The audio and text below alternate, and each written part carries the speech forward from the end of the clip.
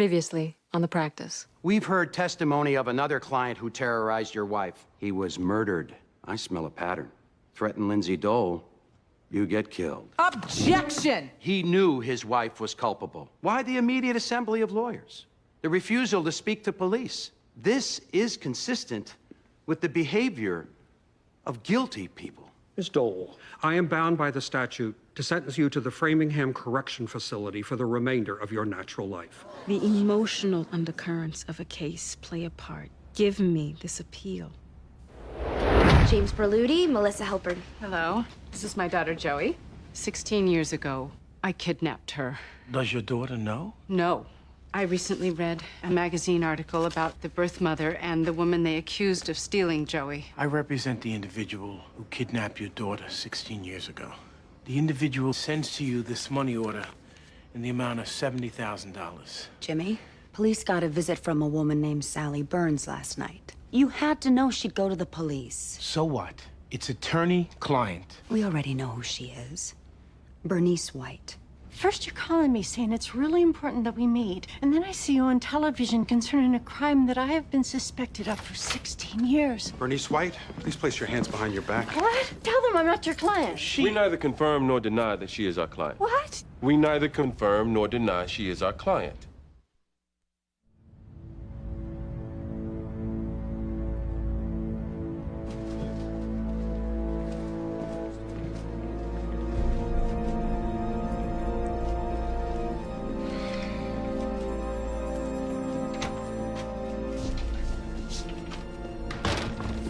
She's fading. I just can't close it. Okay.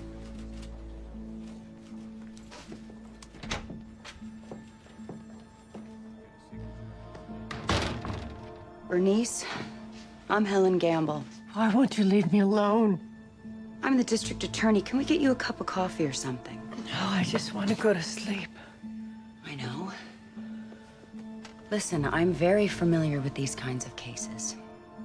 And the truth is, I happen to believe you. You say you didn't kidnap this baby. And I believe you believe with all your heart that that's the truth.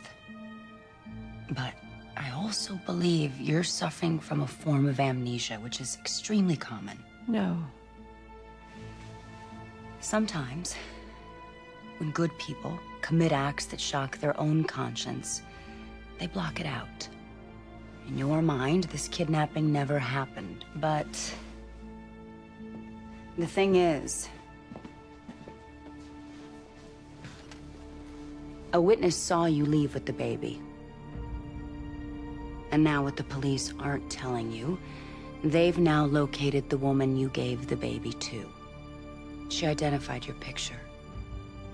You will be convicted for this crime. It's not even a question anymore. The only thing to be determined is what happens to you. Do you understand what I'm saying, Bernice? Your life is in your hands. You tell us the truth, we can help you. You can get home.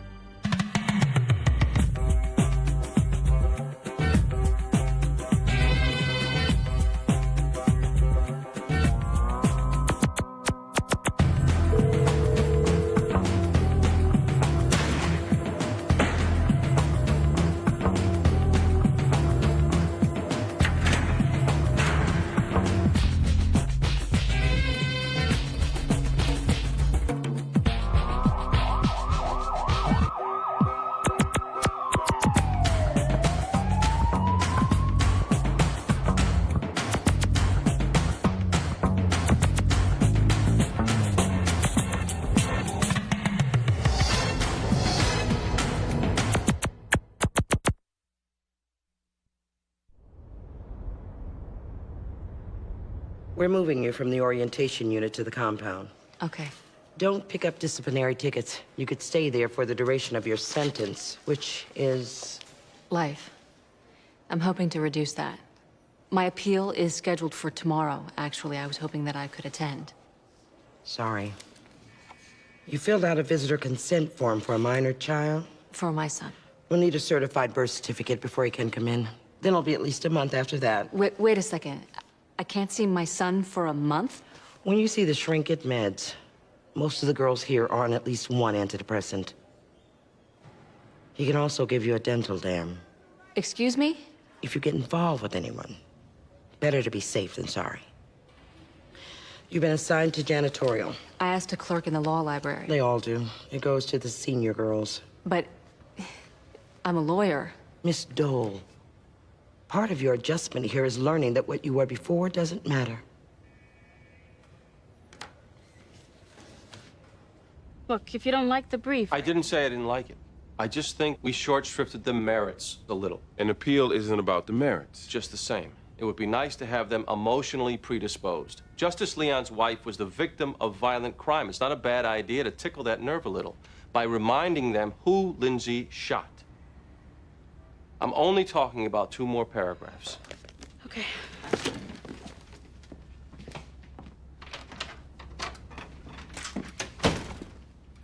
She's feeling it a little. Was this a mistake? She'll be okay. Nerves usually make her better. I've got a problem. I represent a woman, Melissa Halpern, who kidnapped a child 16 years ago. I heard. Well, you probably also heard. The police arrested somebody else, Bernice White. In fact, they arrested her because of me, and... Jimmy, can you just cut to the problem? We're a little busy here. Fine. Bernice White confessed. Excuse me? They must have interrogated her half the night. I don't know. But she signed a written confession. For a crime she didn't commit? Yes. Bobby, this is all my doing. I'd like to represent Bernice. How can you do that? You represent Melissa. I won't violate any privilege. But Jimmy, there's a conflict. It's in your client's best interest for the police to continue thinking Bernice White is the kidnapper. And I'm not gonna do much to change their minds on that. But I can still help her beat it without compromising Melissa Halpern. That's crazy, Jimmy. I can't just sit and do nothing here. That woman's gonna go to prison for a crime she didn't commit. I put all of it in motion. I can't just... If I promise not to do anything against Melissa Halpern's interests. You get her consent first. She has to waive the conflict. Okay. Great. And take Jamie with you. I want her there. Why? Because you seem a little nearsighted, Jimmy. I want backup. I don't need... You take Jamie with you.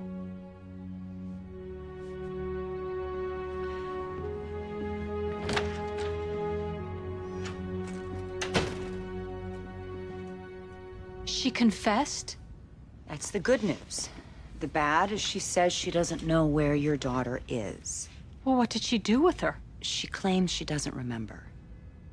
Look, now that we have the confession, we've got some leverage to work on her. Sally, it's early. Give us some time. I don't care if you make a deal, Helen. I don't care whether or not she goes to prison. I want to see my daughter. Represent her? Bernice White? You have my word. It'll give me away. I promise you, it won't. It'll have nothing to do with you. I won't be saying I know who the real kidnapper is. I will be defending her straight as if you didn't exist. Why can't she just get another lawyer? She could. But the reality is, any other lawyer's gonna think she did it. And the defense will reflect that. I want it to be me. And why is she here? Because as complicated as it is, we feel 2 attorneys... Here's my card. She doesn't need your card. Melissa, I know you don't want Bernice White going to jail. One of the reasons you came to me was to spare some of her suffering. I don't want to be going to jail either, Jimmy. I won't betray you in any way. Hey, Mr. Berluti. Hey, Joey? Still working on the will? And who's this? Oh, I'm Jamie Stringer. She works with us.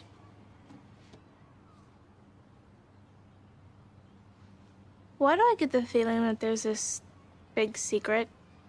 There's no secret, sweetheart. Grown-ups draft wills. It's just one of the boring things they have to do. Okay.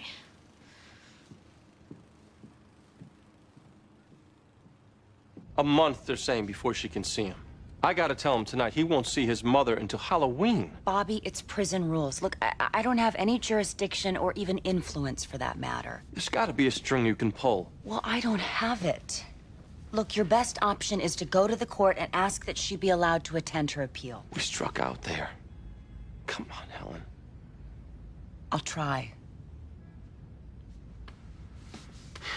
Thanks. You know, you have a client, Bernice White, kidnapped a baby 16 years ago. If she were to tell us what she did with that baby, I think the office could find a way to let Lindsay visit with your son. Playing one case off another. I'm not playing one case off of another. You're in here looking for a special favor. It's going to be hard for me to accomplish that, considering the disfavor your firm is held in here. All I'm saying is if you were to do something to cultivate a little goodwill, it could help Lindsay. I am not going to discuss that other case. I'm only here to discuss Lindsay, who, in addition to being my wife, is also one of your best friends. Like I said, I'll try.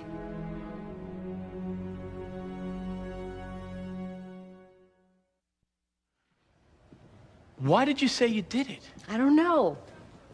I just wanted them to leave me alone. Couldn't take it anymore, and then they said that if I gave them what they wanted, I'd go home. Let you go? And then the woman, she said they'd be lenient, and then the detective came back in, and he said that if I confessed, that he'd help me. And I was so tired, I believed him. The police said if you confessed, they'd release you? Yes. Shouldn't the first step be a motion to recuse? No. I really think... Can I have a second? 1 minute. You lied to her. I'm allowed to do that. You're not allowed to manufacture evidence, Helen. I didn't. Who's this woman she supposedly gave the baby to?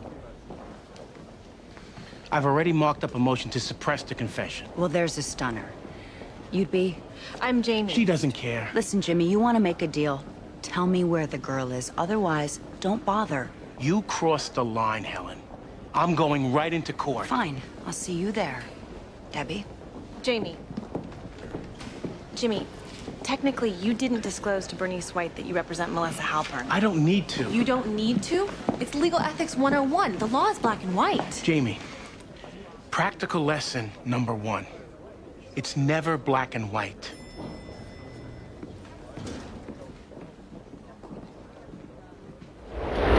Helen somehow got it done. So I can attend. You can be there. Great. So, how's your first day going? Seems everybody here is a killer. I ran into 2 former clients, so at least I'm making friends. Did you read the brief? Yeah, I think it's great. Is Rebecca really the one to argue? She's never even appeared before the appeals court. This is the SJC. I wouldn't let her do it if I didn't believe in her. She's ready.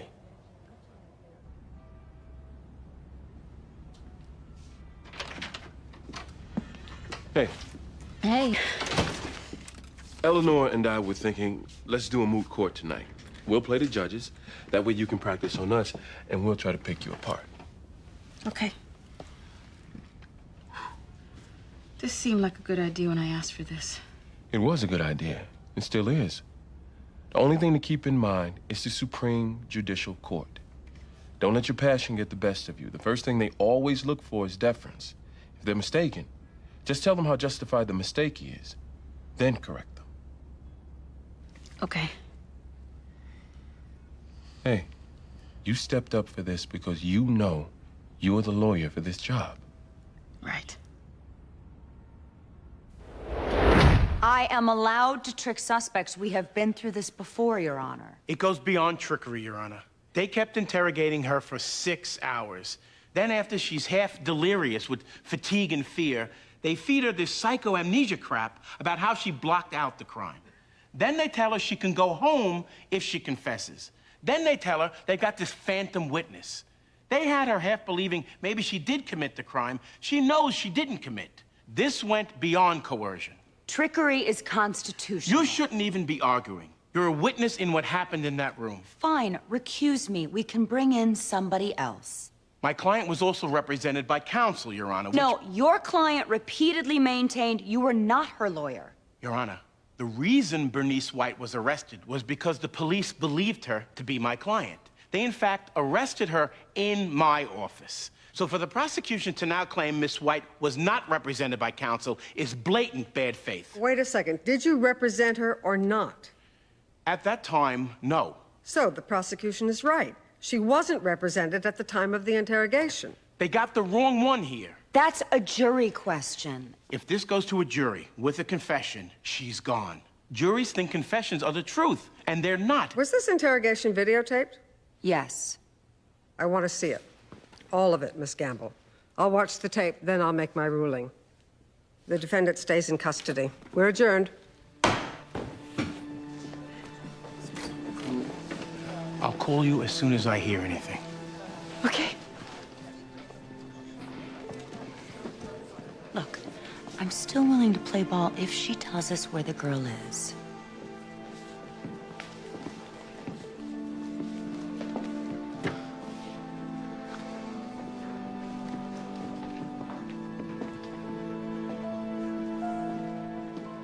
And we maintain the jury instructions were flawed, insofar as the judge failed to advise that lethal force may be justified even against unarmed victims when the defendant believes her life is in danger. Did you submit your own jury instruction? Yes, Your Honor. We timely submitted our proposed jury instructions, which Judge West rejected. And what was your proposal on lethal force?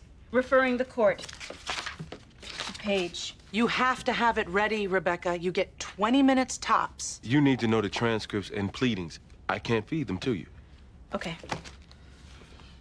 You're raising a wheat violation? Yes, Your Honor. Your client waived that. That would be assuming Ms. Dole had the capacity to waive it. Is there anything in the record that goes to her mental incapacity? Yes, Your Honor, referring the court to... You have to have it ready. Okay! You can't use that tone. I know.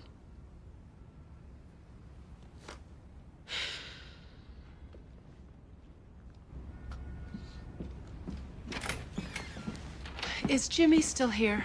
No, actually. Melissa, I thought we agreed it wasn't a good idea for you to come here. I just wanted to know how things went today with the hearing.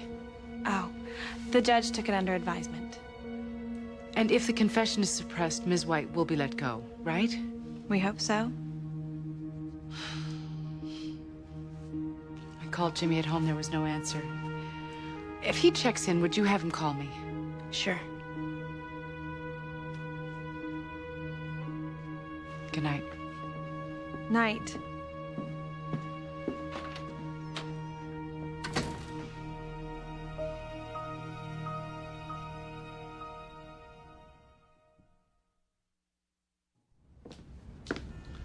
Sit.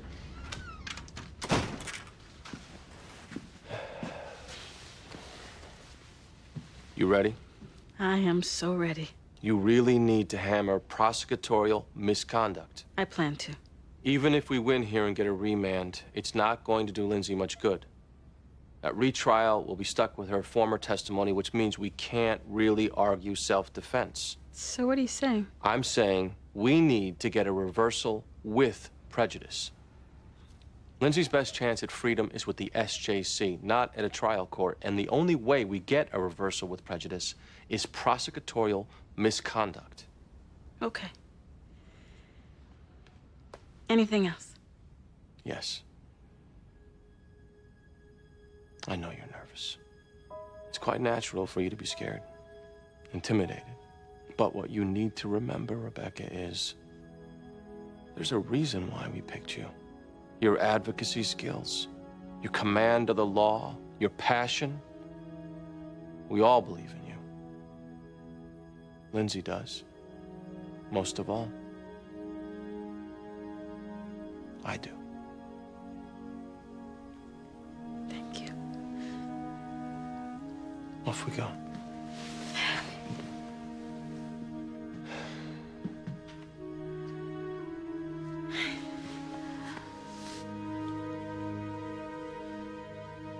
All rise.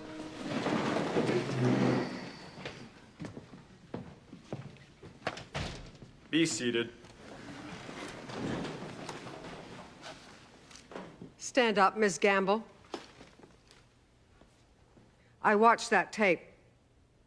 And once again, I find myself disgusted by your tactics. Trickery and deceit may pass constitutional muster, but it gives you, this court, and the concept of honor a very black eye. I hear you complain all the time about the erosion of public trust, and yet your own behavior puts no value on it. Go stand in the corner. I beg your pardon? You heard me. Go in that corner and stand. Face in. Your Honor, with all due respect to your authority in this room... You'll feel the extent of that authority if you defy it, counsel. I'm not about... March yourself into that corner now, or you go to a jail cell.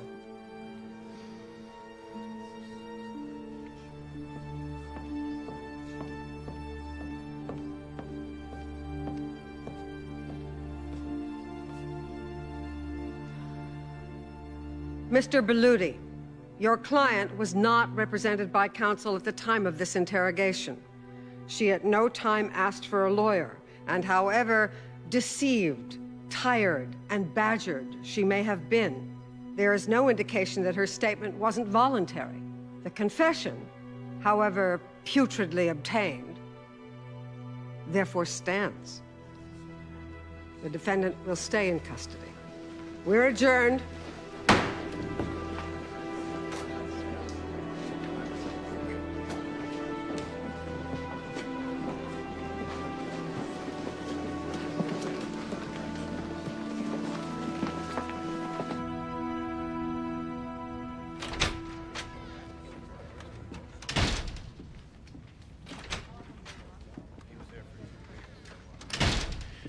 I represent the real kidnapper. This is ex parte. It isn't Bernice White. Get out of here. If she goes to trial with a confession, she's gone. You are one sentence away from the jail cell Helen Gamble almost got. This is ex parte, highly improper. I will disregard it in its entirety and ask for your bar card if you utter another syllable. Convince your other client to turn herself in if you want, but don't you dare come to me.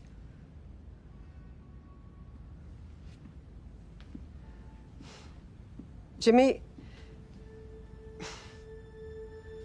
Nothing. Go. What? I was about to say, on a more personal note, how are you? Fine. How are you? I'm, okay.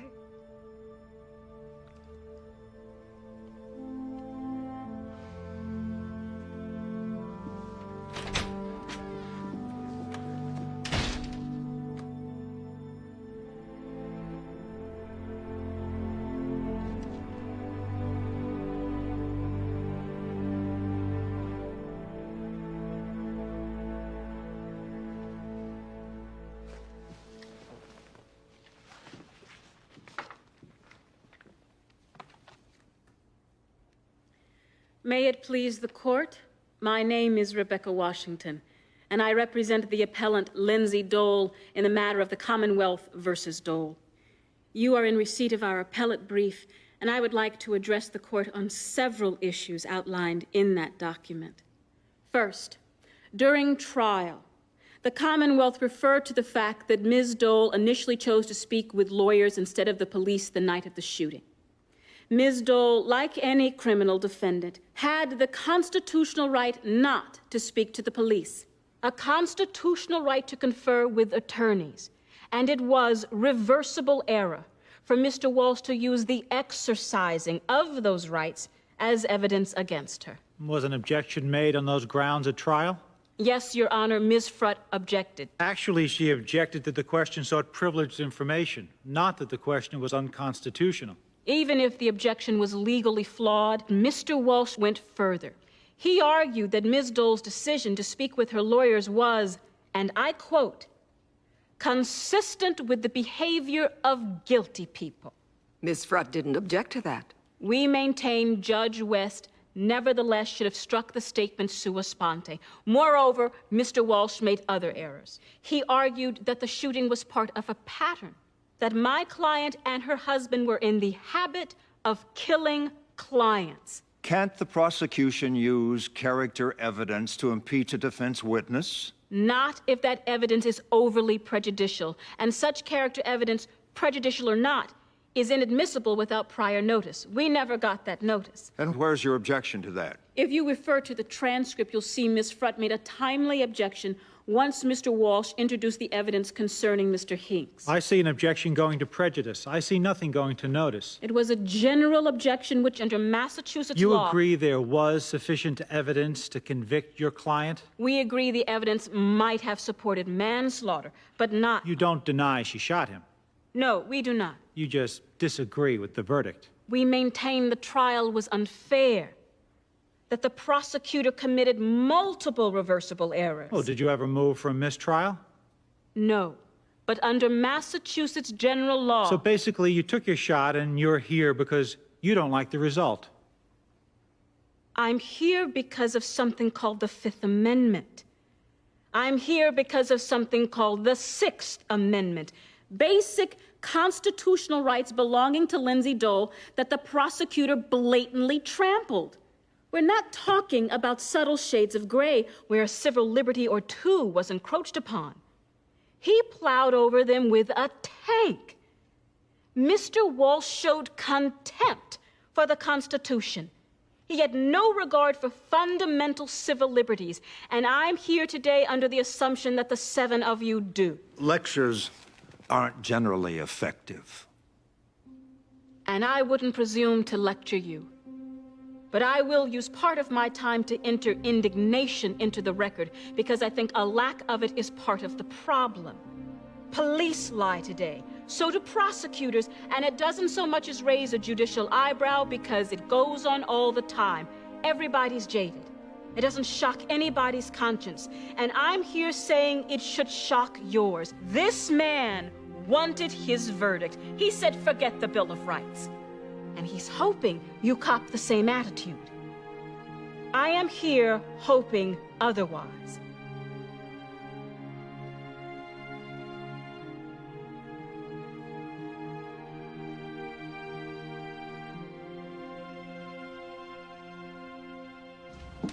It's not my place to second-guess you. Then why are you about to? Because you have violated so many ethical rules. The conflict of interest. You charge in to see a judge ex parte. Lucy tells me you even used to sleep with this judge. I never said for her to tell you. I told her that. You forget we have squeal laws. Technically, I'm obligated to report to the bar all of this. Then why don't you do that? I'm not looking to do that. Then what do you want, Jamie? Why are you being so mean to me?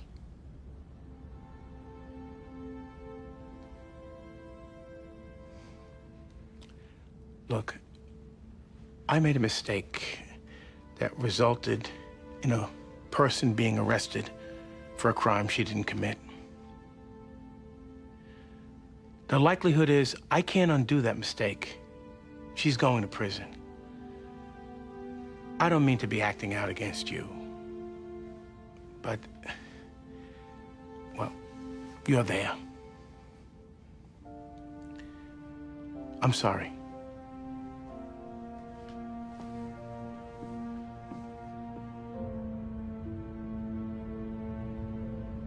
Trials need to be fair, not perfect. Even if some of my questions went too far, and I make no such concession. It was harmless error.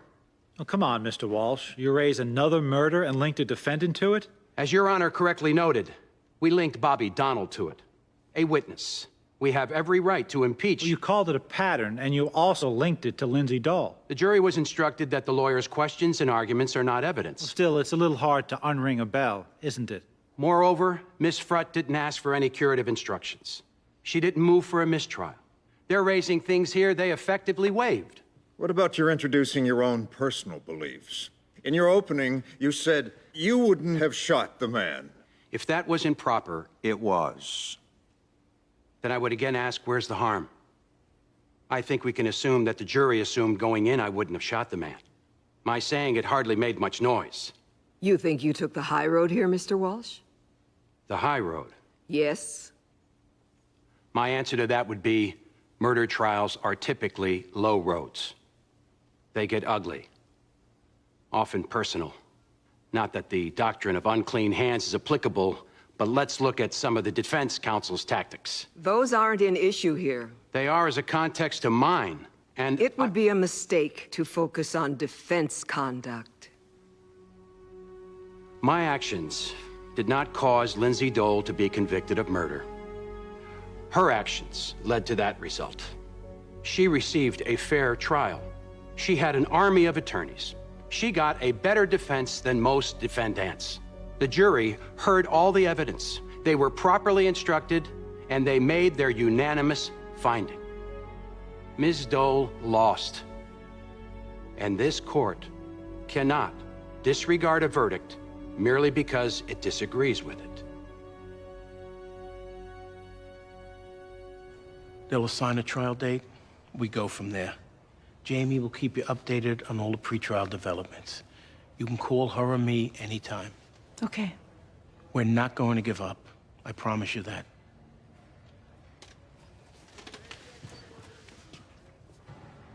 Why are you being so kind? Because I know you're innocent. And because you feel responsible? I know the real kidnapper's your client. I read the newspapers. Like you said, it's why I was arrested. Why can't you just tell the police who she is? Because I can't. I'll do almost anything else, but I can't do that. Yes, you can. You mean you won't? I won't. I'm gonna be convicted. We all know it. And you won't tell. That must be very hard to live with. Is it?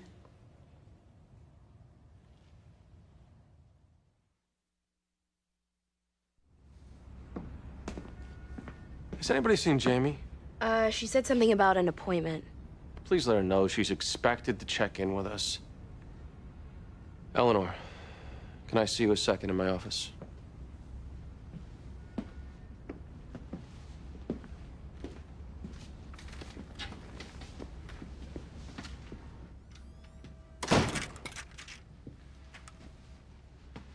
You know that I know you tried an excellent case.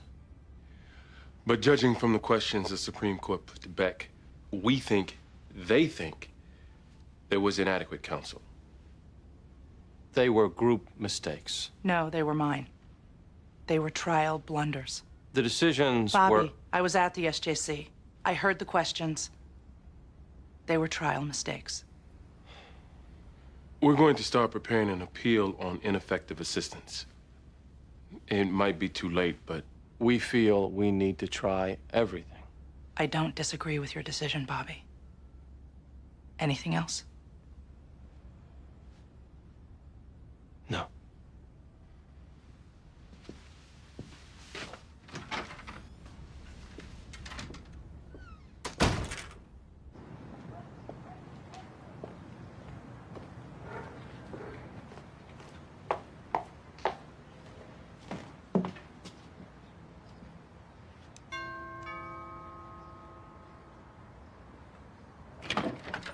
Miss Halpern, may I speak to you? I won't take very long.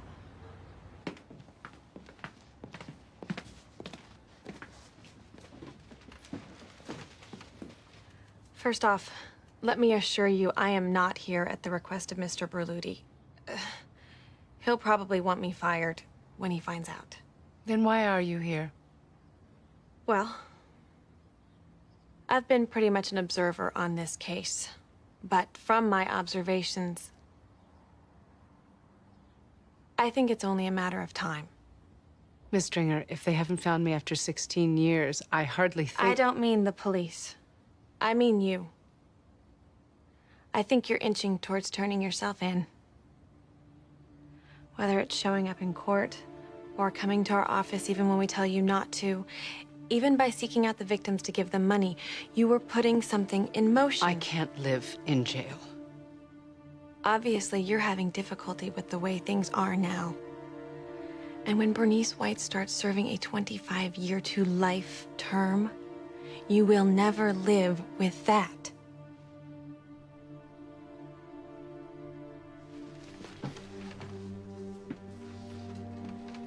I'm not trying to talk you into anything. I'm only encouraging you to hurry to the place you're already headed for. For Bernice White's sake. And I guess your own.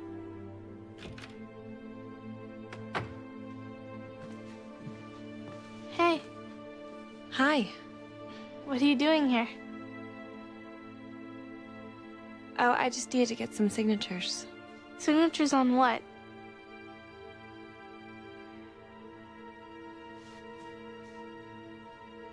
Actually, we were discussing a crime I committed 16 years ago.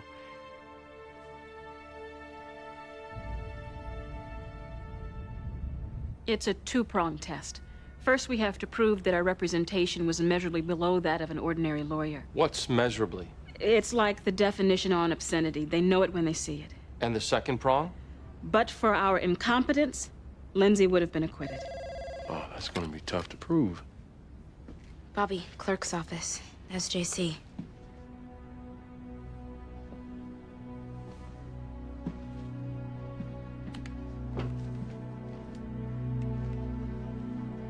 Hello, this is Bobby Donna.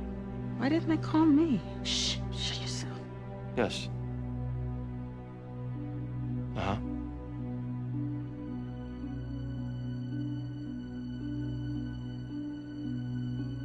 Thank you.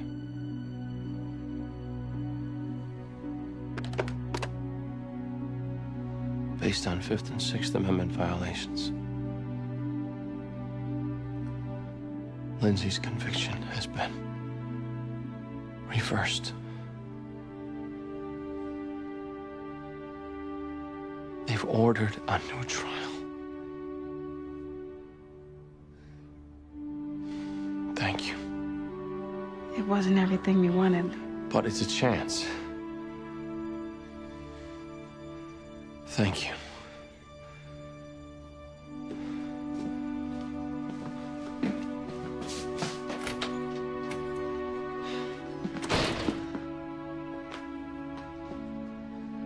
Congratulations.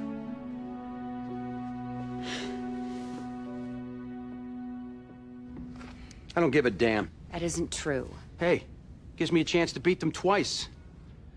Truth be told, I hate that firm so much. Just the opportunity to stick it to them twice. Suddenly there's something to get juice for. They'll never win a retrial. You watch. They'll come crawling, looking to plead. Forget it. She's never getting out of prison. Never. You sound a little rabid. I know you like those people, Helen. I don't. They're the pricks in my side. I think you mean thorns.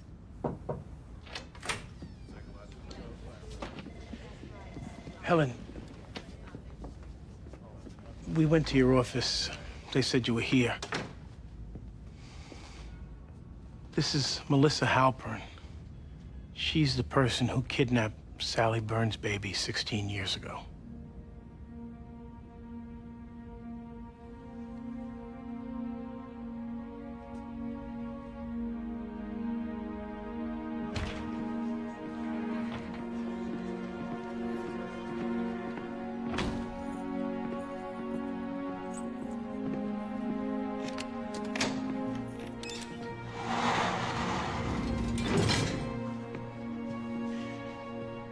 It's over.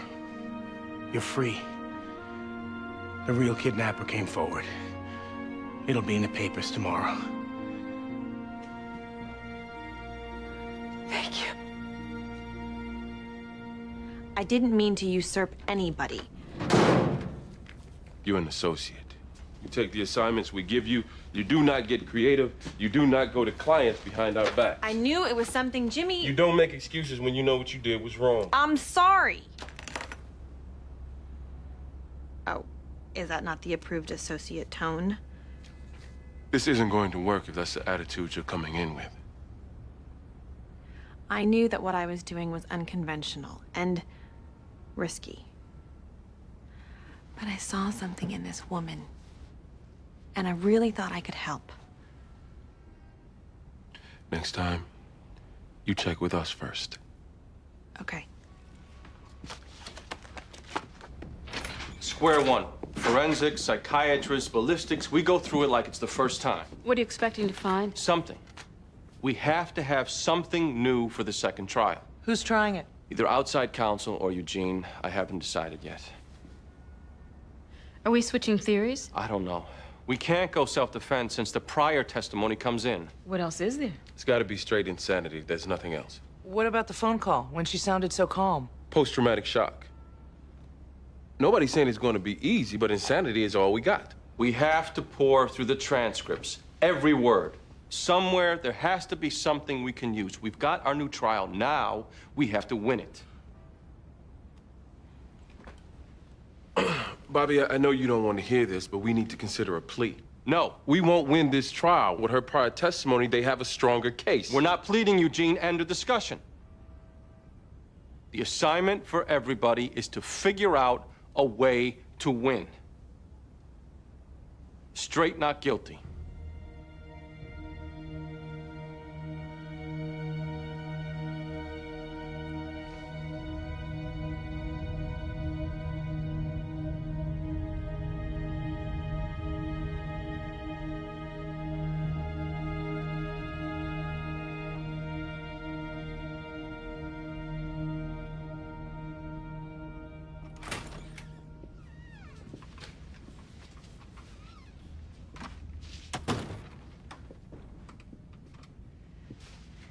Sally. This is Joey. Joey. Sally.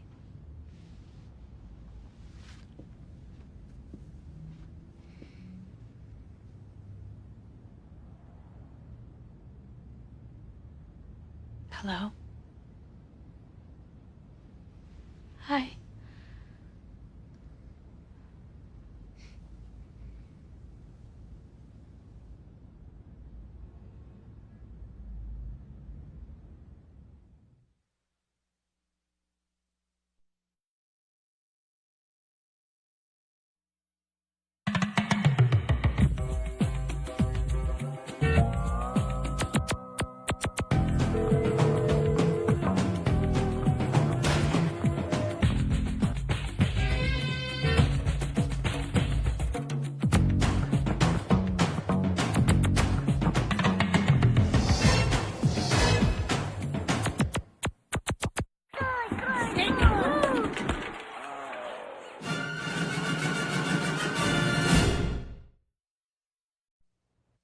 Previously on the practice. I am bound by the statute to sentence you to the Framingham Correction Facility for the remainder of your natural life. The emotional undercurrents of a case play a part. Give me this appeal.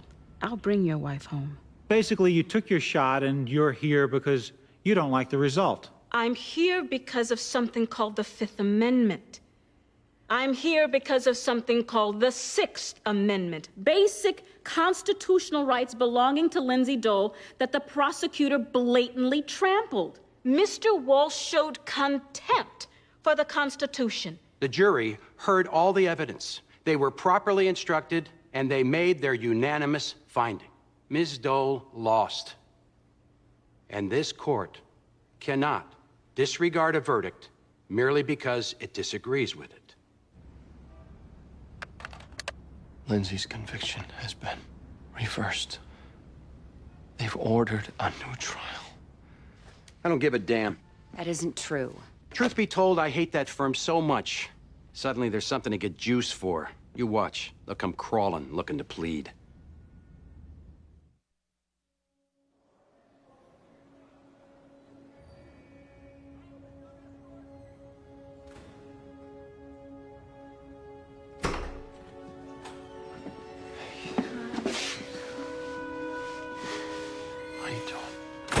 I'm good.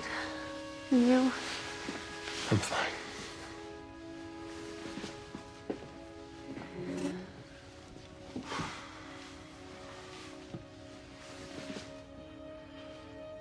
Everyone agrees. I was last holdout, but I was finally won over. We should try to plead. Voluntary manslaughter. There's just too much evidence. Your threat that you'd shoot him hours before. He was unarmed, stationary. Your testimony from the first trial, it's too much. We'll lose. It'll likely be 8 years. Good behavior. You'll be out in 3. The alternative is life. We just can't risk that.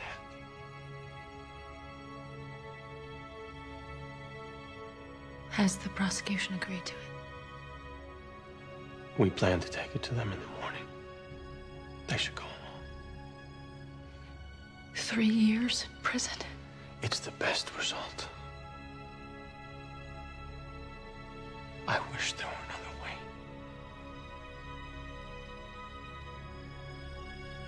We should plead, Lindsay. Okay.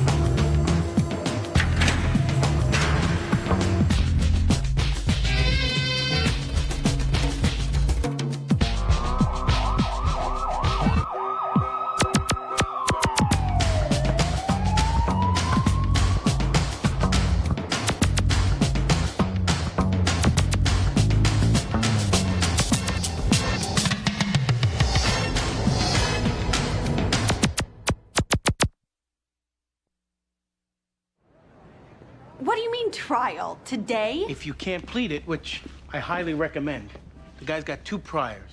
Lewd and lascivious. What did he do? Flash some teenagers. It's a dog. Look, if you don't want it... Oh, no, I do. It's just, it's not much time to prepare. Just dump it best you can. It's a court appointment. 6 months suspended is how it should go. Right. Have you got the pleadings? Any pretrial motions, suppression hearings? Bobby met the guy at arraignment. A trial date was set. You're up to speed. Got it.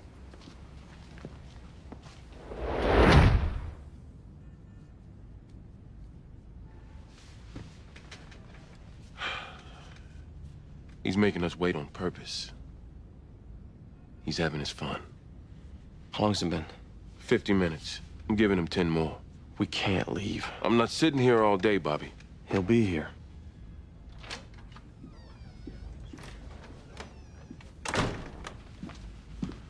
Gentlemen.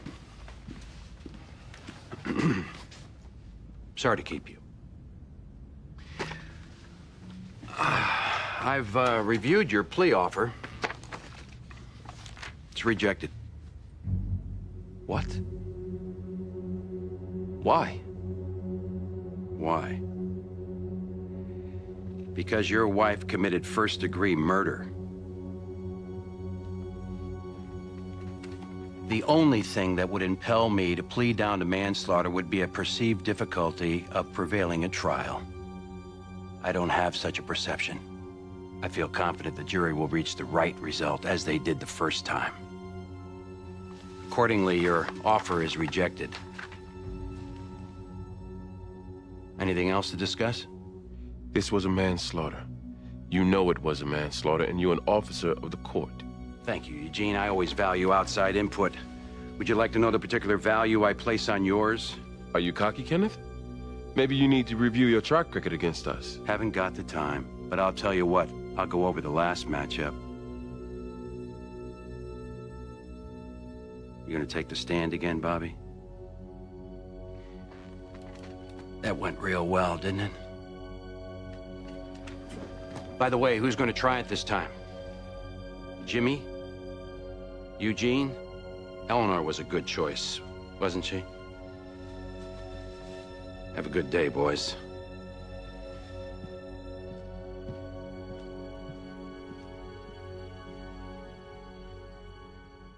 What do we do now? We prepare to try it. Jimmy, you and Beck, I want research. See if there's any grounds to suppress Lindsay's testimony. How? I don't know. Go through the transcript, see if Walsh made any allusion up front to Lindsay not talking to the police. Maybe we can argue she was coerced into testifying by the DA. Bobby. It's worth a shot. Eleanor, the victim was seeing a shrink. Maybe he told the shrink he planned to kill Lindsay. Privilege doesn't survive the patient. I interviewed his therapist. It was a dead end. Well, subpoena his records. Maybe there's something in his notes. Bobby, the victim's state of mind isn't relevant. You're thinking like a loser. I'm sorry. I didn't mean that. Look, obviously, whatever we come up with is going to be desperate. Eugene. I'm interviewing potential experts on post-traumatic stress. Hopefully, we can find somebody to label her insane. Good. Okay, we all have work to do. Let's go at it. Eleanor, can I talk to you a second? Actually, I think I better get going on this research.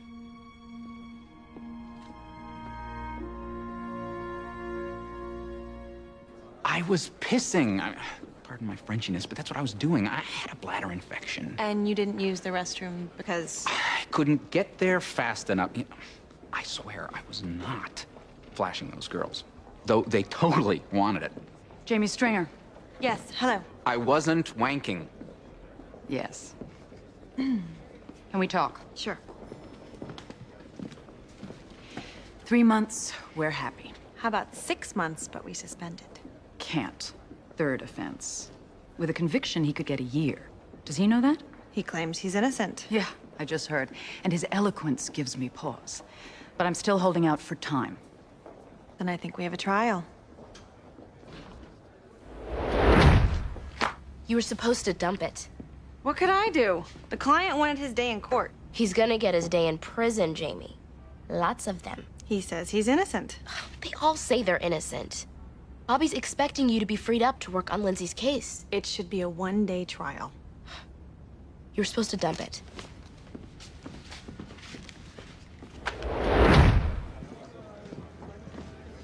Buy a girl a drink?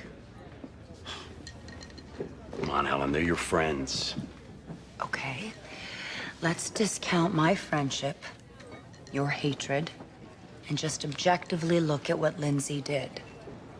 It's manslaughter. Your opinion, not mine. Come on. A woman vows to kill somebody, shoots an unarmed man after saying, "See you in heaven." That's not a murder? I'm supposed to let her get away with this because she has a friend in her office. Nobody's saying she should get away with it. Did you read their brief to the SJC, Helen? It wasn't about the law or the merits as much as it was an attack on me. In open court, they attacked me. Because prosecutorial misconduct was their best legal strategy, and you know that. You know what I know? 25 years ago, there could have been a defense attorney on that stool drinking with me. End of the day, we were friends. And you know why? We were all in it for the same thing. We were players in a justice system. Fair representation. Somewhere along the line, it changed. The goal for defense attorneys became to beat it. Beat the rap. We can beat it. Let me tell you something, Helen. Lawyers like Bobby Donnell, they've destroyed the criminal justice system. They hide the truth, they intimidate witnesses, they offer lies in court. And in the process, they've destroyed people like me. And that's why I hate them. In order to have half a chance at getting a conviction, I have to compete with the same dirty tactics. They've sapped us of any dignity, along with the courts, and I hate them for it. We no longer go to work at an honorable place, Helen. And you should hate them too. Okay, well, without disagreeing with all that, and I don't, my point is the facts of this case suggest manslaughter, not murder one. You didn't hear a thing I just said. Yes, I did, but You know why Lindsay pumped that guy with 3 bullets? For the same reason my dog licks his balls, because he can. She's gotten so many guys off for crimes she knows they did, she figured she'd easily get herself off. She'd be able to beat it. And I saw the same cocksure look on their faces in the courtroom, Helen. They can beat it. Well, they're not gonna beat it. They may have the resources to swing 7 SOBs on the Supreme Court, but eventually it comes back to the jury, comes back to me, and I'm telling you, they're not gonna beat it.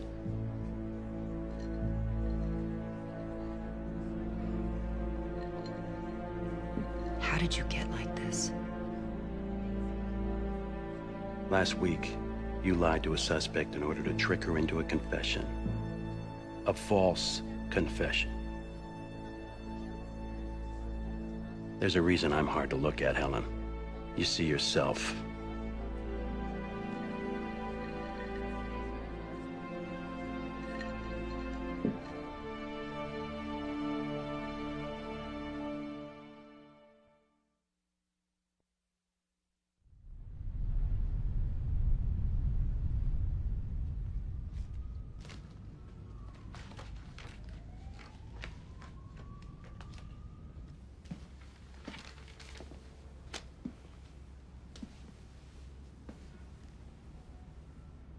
After midnight.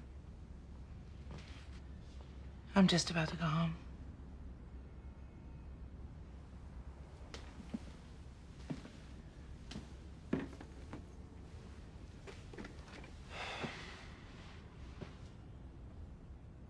What I said about you thinking like a loser.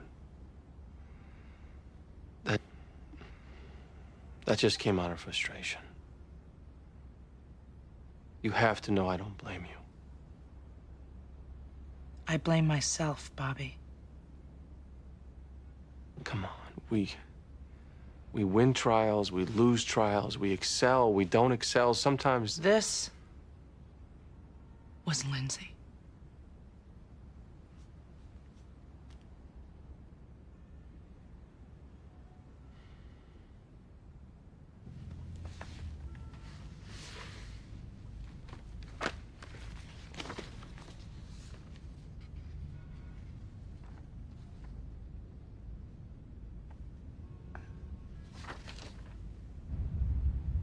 We were waiting for a bus, and then we, saw him.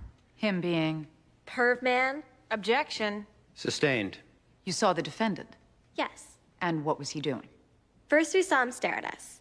Then we all kind of commented on it because we thought he was, a total creepo. Am I allowed to say that? Then what? Then, about 30 seconds later, I turn around, and he's got his fly down, and he's holding out his big unit, offering it to us like it's a Krispy Kreme. It was totally gross. And could you see what he was doing with his... He was just kind of wagging it for us. Like we were dogs or something and we wanted to play fetch. It was totally foul. Thank you, Dina. It must have been kind of shocking to see what you refer to as the big unit. Yeah, it freaked us all out. And how far away from you was Mr. Pender standing? He was on the other side of the street. Was it a busy street? Do you remember? Fairly busy. It was around rush hour. Lots of cars and so forth? I guess. And were you and the girls interested in looking at him? Hello? No. Well, how long did you look at him?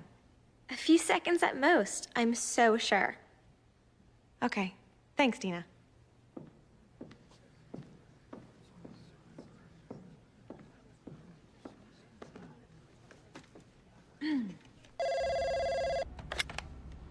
Donald Young, Dole, Brett, and Hatcher.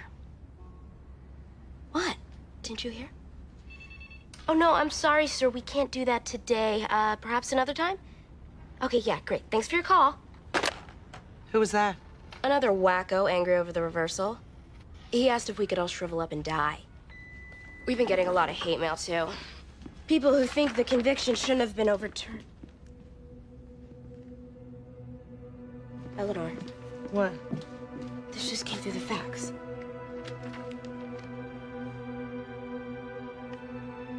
Who sent this? I don't know. likely moving forward at the time of impact.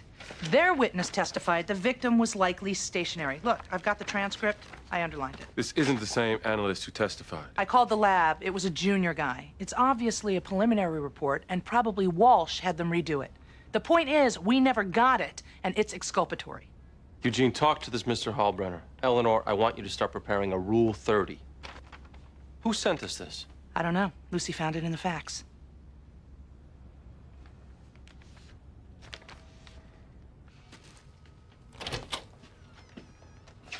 Mr. Hallbrenner? Hmm? Hi, I'm Eugene Young. I represent Lindsay Dole. I believe you investigated the murder for which she was charged. Who told you that? I'm not sure. Why? Is it supposed to be a secret?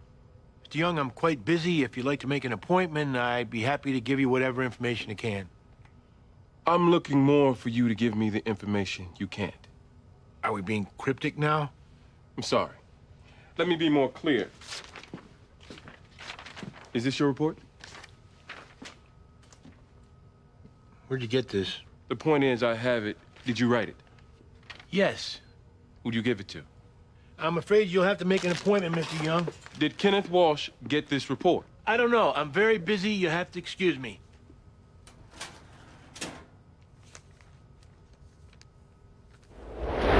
I direct the court's attention to Rule 30 of the Massachusetts Criminal Law Code, which calls for a dismissal with prejudice of the indictment where there is egregious prosecutorial misconduct. There's been no misconduct. Miss Frudd is simply... I direct the court's attention to Exhibit 1 attached to our motion. It's kitchen sink time. This isn't a kitchen sink, Mr. Walsh. It is an internal memorandum which says the victim was likely moving towards Lindsay Dole. First of all, that memorandum is incorrect. Second, it's work product. It's exculpatory. It's part of our internal investigation. It's work product. We have many lab analysts. The report says the victim was likely moving forward. But that was not the final conclusion of our analysts.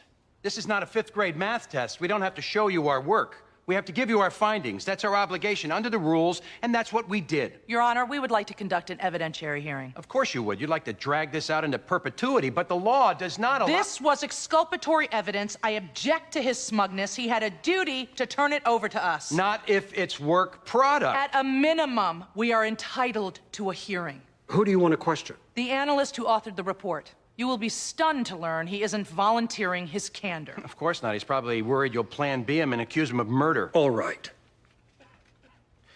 I'm going to let you question this analyst, but turn it into a circus and I'll shut it down. We're going to have a hearing? Yes, we are, Mr. Walsh. Would that be all right? Your Honor, since evidence will be presented, we'd like Miss Dole to be here. 10 o'clock tomorrow morning.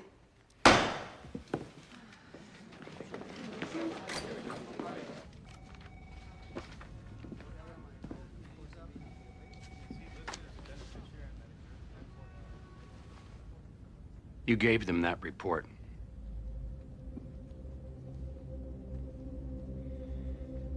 Why didn't you at least have the integrity to be upfront about it? Is that your style? To be upfront? The reason I did it anonymously, I'm one of your lieutenants. Notwithstanding a few skirmishes, a pretty loyal lieutenant. What would become of your reputation, not to mention your credibility in the courtroom, if one of your minions betrayed you? This wasn't about attacking you. It was about giving defense a document they're entitled to have. It's about following the rules, Ken. That's where I locate my integrity in all of this. Look, before you add me to a list of people that are out to get you, when I started here, I wanted to be you. That's how much I admired you.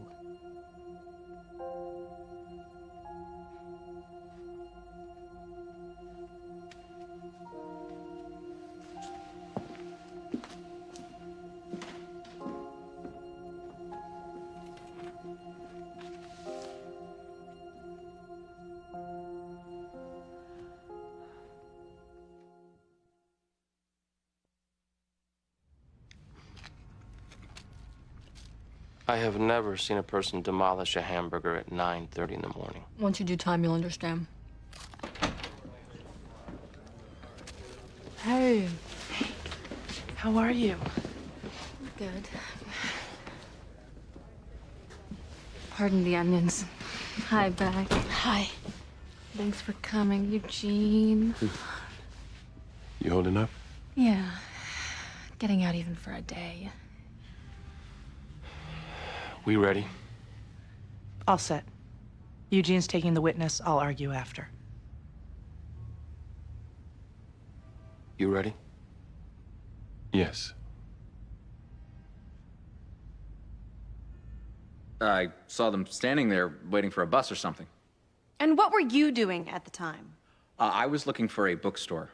I'm a voracious reader.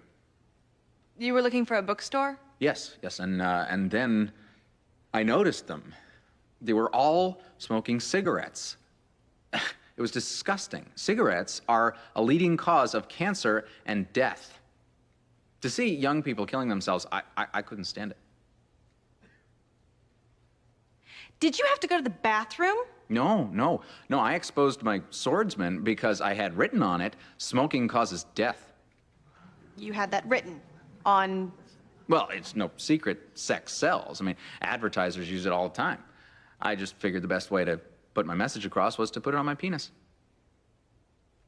Thank you, Mr. Pender. You told the police you were urinating. Well, I didn't want to tip my defense. I see. You were arrested twice before for exposing yourself, were you not, Mr. Pender? Yes, both examples of blaming the messenger. Oh, you had things written on your penis on those occasions? Yes, I did. The first time I was protesting world hunger, and the second one was during the election. It said gore. I think the police mistook it for a verb. You humiliated me. Hey, it's my life. I'm the one looking at jail here. Well, why didn't you tell me what you planned to say? I didn't know. I just decided to call an audible on the line. You know, the thought of you arguing that it was a bad traffic day didn't make me squiggle with confidence. You listen to me. I graduated high school in 3 years. I graduated Yale with honors. I made law review at Harvard. I excel at everything I do. I'm even pretty. I will not have you wreck my law career by making me look bad in court. I'm supposed to get up in court now and blame it on big tobacco? You suck! I'm not bringing you any more of my business. We disagree internally all the time. It's called debate. Yes, but your expert opinion was that Lawrence O'Malley was likely moving forward. That was my initial conclusion. Upon consultation with other analysts, I changed my position. He was likely stationary. Did you issue another report? No. In fact, this letter is your only recorded finding, isn't it, Mr. Hallbrenner? Yes. So when you changed your position, you didn't issue a new report? No, the case was taken over by my supervisor. Your supervisor? That would be Joshua Illich? Correct. So he took over the case, issued another report saying that the victim was likely stationary? Correct. And it was Mr. Illich who testified at trial? Correct. While they kept you in a back room out of sight? Objection. Sustained. Mr. Hallbrenner, after you issued your report, did anybody ask you to change your mind? People argue their points of view in order to get people to change their minds. That happened here. Nobody forced me. People argued their points of view. You mean other analysts? Correct. Did Mr. Walsh ever argue his point of view to you? Yes. So he read your report? Yes. And he disagreed with it? Yes. Did he ask you to alter your findings? He disagreed with my report. That wasn't my question, Mr. Hallbrenner. Did he ask you to alter your findings? Yes. And your response? I refused. And at that point, your supervisor took over the case and a subsequent report was issued contradicting your findings. Is that what happened, Mr. Hallbrenner? Something like that. Thank you, Mr. Hallbrenner.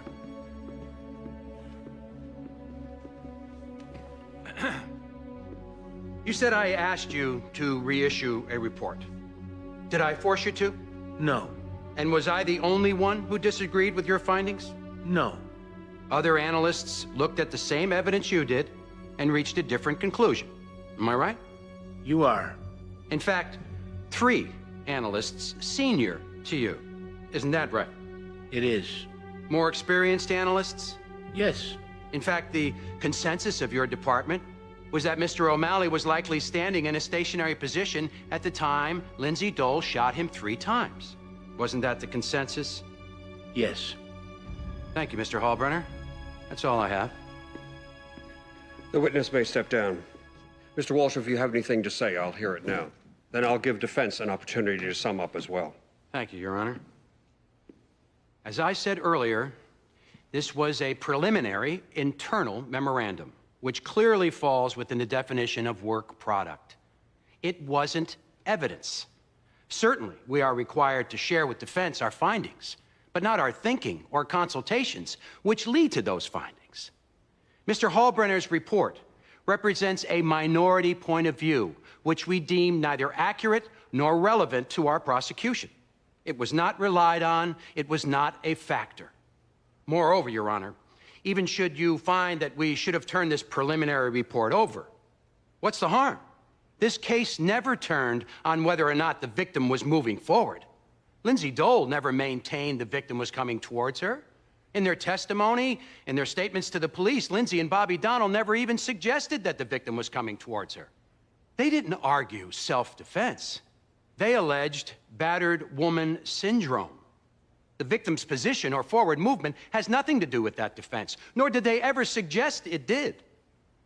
What we have here is a desperate ploy from a convicted murderer who finds herself all out of appeals. It's nonsense. It's an insult to this court, to our system of criminal justice, and Your Honor shouldn't indulge it further. Thank you.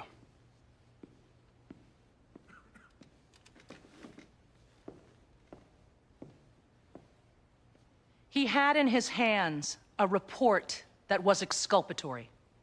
He had a duty to give it to us. He didn't. That is black and white prosecutorial misconduct. We were forced to defend our entire case without knowing the crime lab findings were in dispute as to whether the victim was standing still. That dispute was kept from us. Nobody can make an argument that that wasn't relevant. Now, Mr. Walsh has the temerity to actually argue that the victim's forward movement or lack of it was a non-issue, when all through the trial, he hammered it. He put up witnesses to say that Mr. O'Malley was stationary. In his closing, he said it over and over and over again. Look at the transcript. He was not moving towards her, never made a movement, standing still. He repeated it.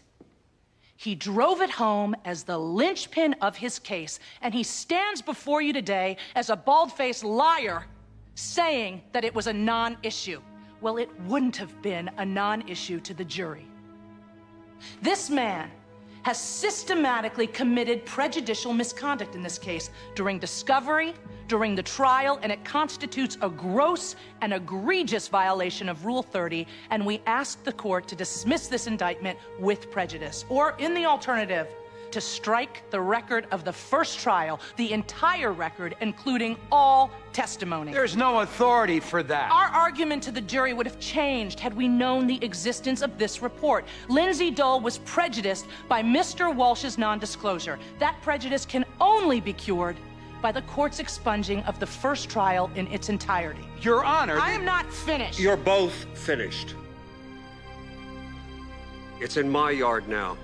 I'll take this under advisement. I'll call you this afternoon when I reach my decision. We're adjourned.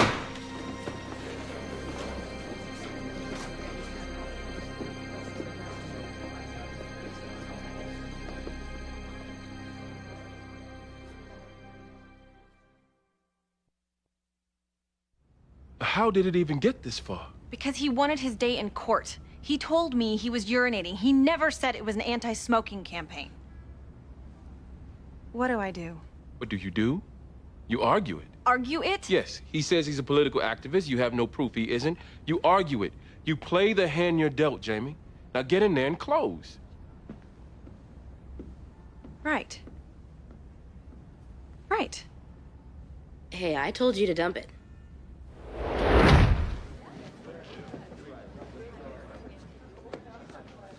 What, are you stalking me?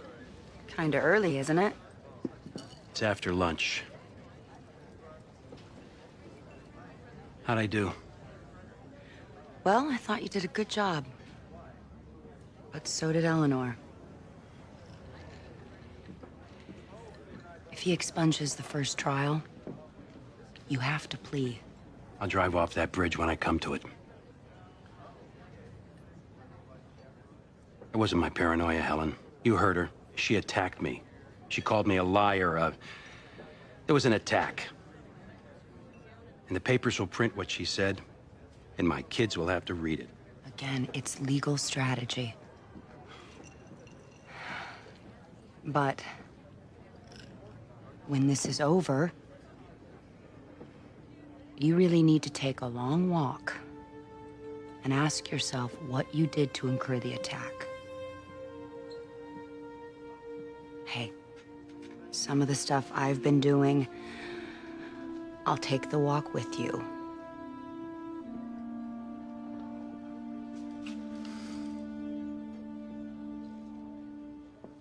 I don't think we need to waste any more of your time here. 3 witnesses saw the defendant expose and grope his genitalia in a lewd and lascivious manner. Their testimony stands uncontroverted, unblemished for that matter. Mr. Pender has twice before been arrested and convicted for this very obscene behavior. To the police, he says he was urinating. Then on the stand, he suddenly claims that he was trying to dissuade these 3 women from smoking. Obviously, he doesn't take this seriously. I think we need to impress upon him that we do.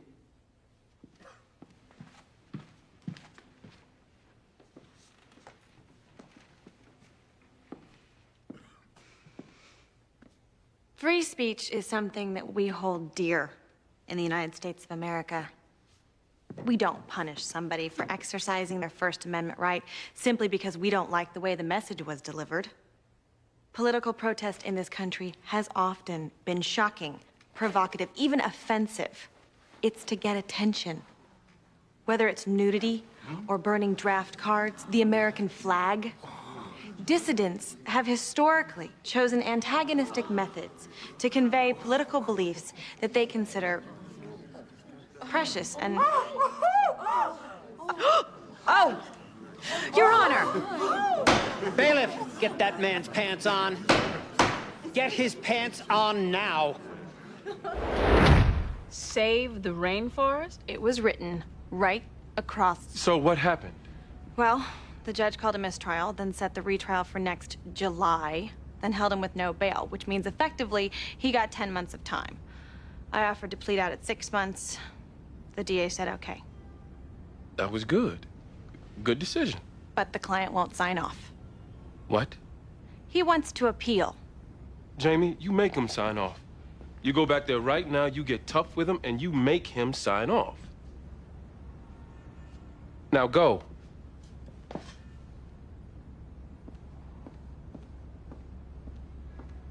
Nothing from the clerk's office? He's still in chambers. It's almost 3:30. Which means he's really considering it. We have a chance.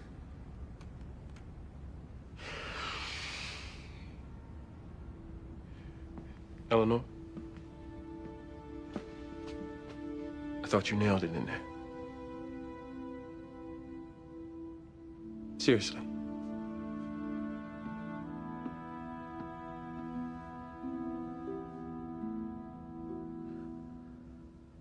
I want to appeal. You need to appeal to a shrink. You ruined my first closing argument. I was trying for a mistrial, which I got. Yes, but you weren't counting on no bail, were you, Mr. Free Speech? 6 months is the deal. He can't deny bail. I haven't been proven guilty. He can. He did. You want to write your congressman? Fine. But since you can't deliver the message personally, you might want to consider stationary. Take the 6 months and be done with it.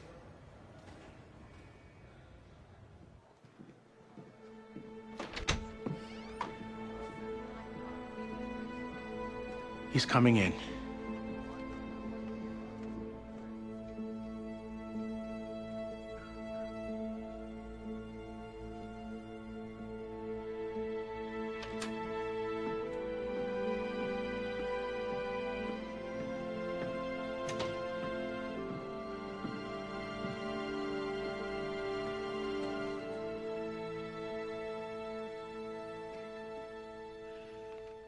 Judges always hate it when they're asked to consider the big picture.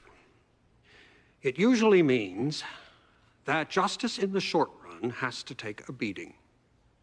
Here, the big picture is the integrity of the judicial process. It's a truism that any system can only be as dignified as its players, which means for criminal justice, the truth is indeed ugly. Defense attorneys long ago began slithering under the bar. Prosecutors soon followed. By now, we've come to expect it. But Mr. Walsh, that doesn't mean we must always bring ourselves to accept it.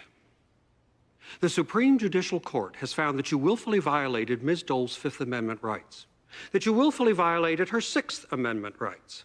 And now we learn that you had an exculpatory report in your hand, which you were duty-bound to reveal, and you squashed it.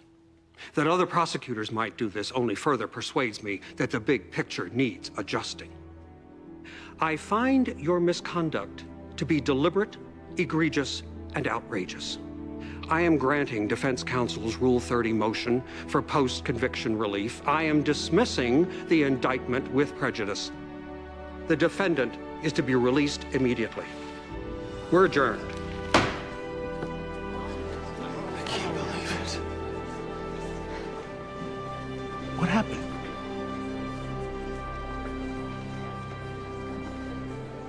It's over. I want to go home. Take me home.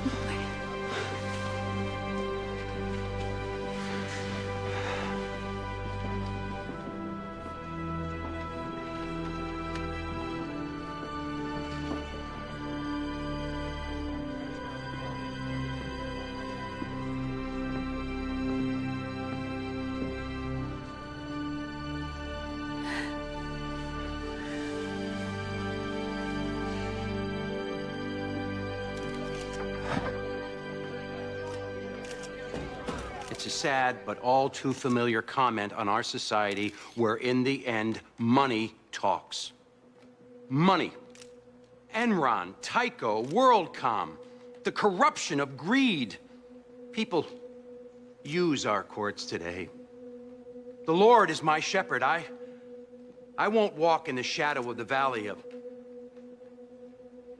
money. I stand tall today. I'll sleep tonight.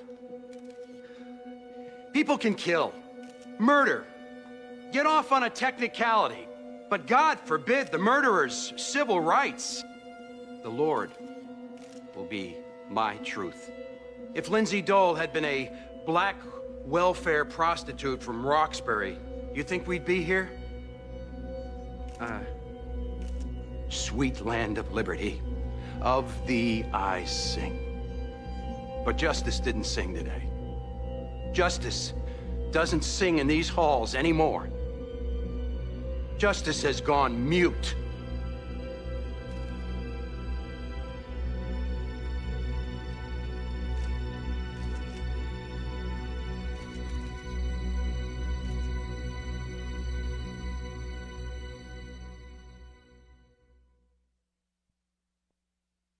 Next on the practice.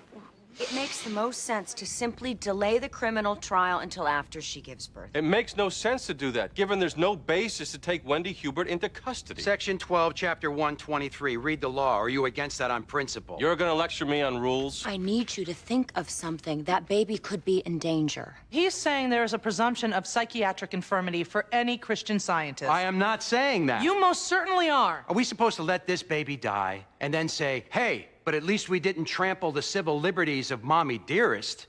That's crap, and I'll say so.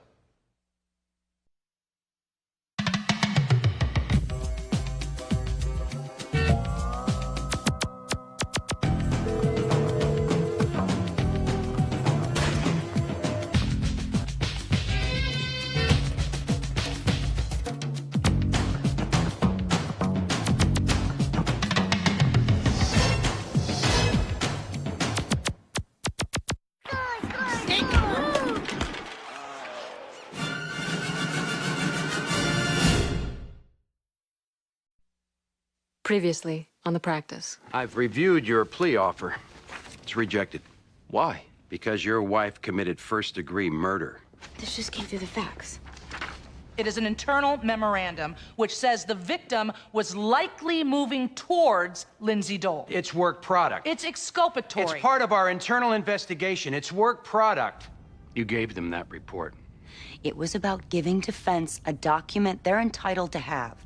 Why didn't you at least have the integrity to be upfront about it? Before you add me to a list of people that are out to get you, when I started here, I wanted to be you. I find your misconduct to be deliberate, egregious, and outrageous. I am dismissing the indictment with prejudice. The defendant is to be released immediately. Take me home.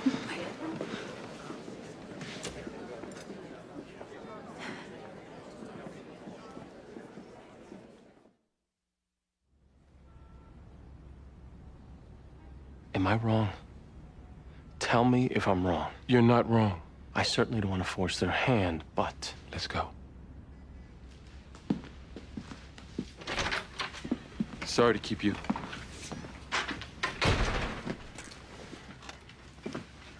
Listen, for many reasons, we feel strongly we should plead guilty to manslaughter. What? Roland, they have a strong case. Our defense, our entire defense is predicated on religious freedom, which, at this moment in time, has become one of our less precious civil liberties. If you read the newspapers, We don't. Well, if you would, you'd get a pretty good gauge on the public's reaction. We don't care what the public thinks. To the extent it reflects the attitude of your peers, you need to care. 12 members of the public will be sitting in that jury box. The layperson is outraged that you didn't take your son to a hospital. John Q has no use for Christian Science other than to train his dog with your newspaper. Roland, you picked a bad time to let somebody die in the name of a god. And it is our united view that if we push this to trial, both of you could go to prison for life. You're both decent people. We don't question you. We know you did what you believed would save Peter. But you will lose at trial. We need to take the deal.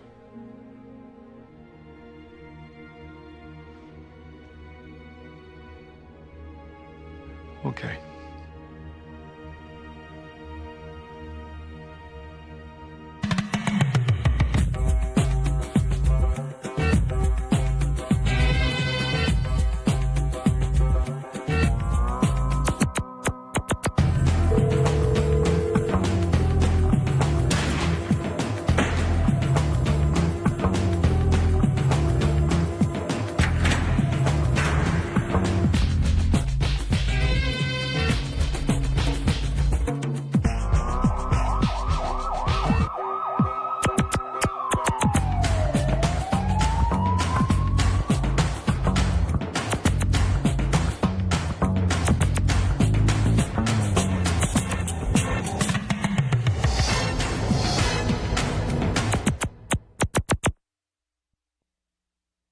The public's not going to be happy with the plea, I tell you that. It's pound of flesh time. You think the public's gonna be disappointed? Try Helen. She's been biting the furniture getting ready for this one.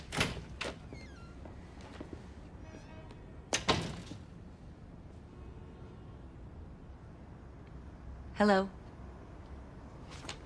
Hi. Hey. I thought you weren't coming back. So soon? Well, hi. Hi, Jamie Stringer. I'm a big fan of yours. I'm so totally at your desk. Let me move. Congratulations on being cleared. It was so overdue. Actually, I wasn't cleared. I got out on a technicality, but thank you. I am so totally at your desk. What the?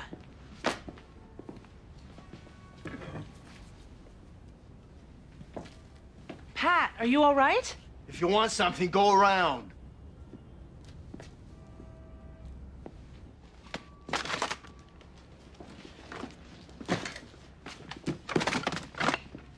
First of all, what's going on? Are you leaving? I'm done. Retiring. You're retiring?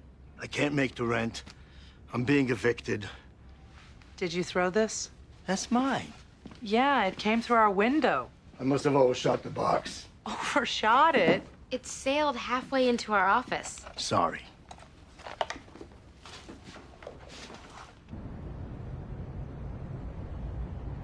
And the plea of manslaughter is acceptable to the Commonwealth? Yes, Your Honor, with a joint recommendation for a 6-year sentence starting immediately upon the entering of the verdicts. Mr. and Mrs. Hubert, please rise. Mr. Hubert, do you understand that you are pleading guilty to the charge of voluntary manslaughter? Yes, Your Honor. And by doing so, you are acknowledging guilt and criminal responsibility for the death of your son.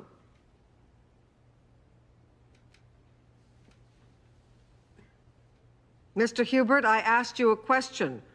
Do you acknowledge your guilt and responsibility in the death of your son?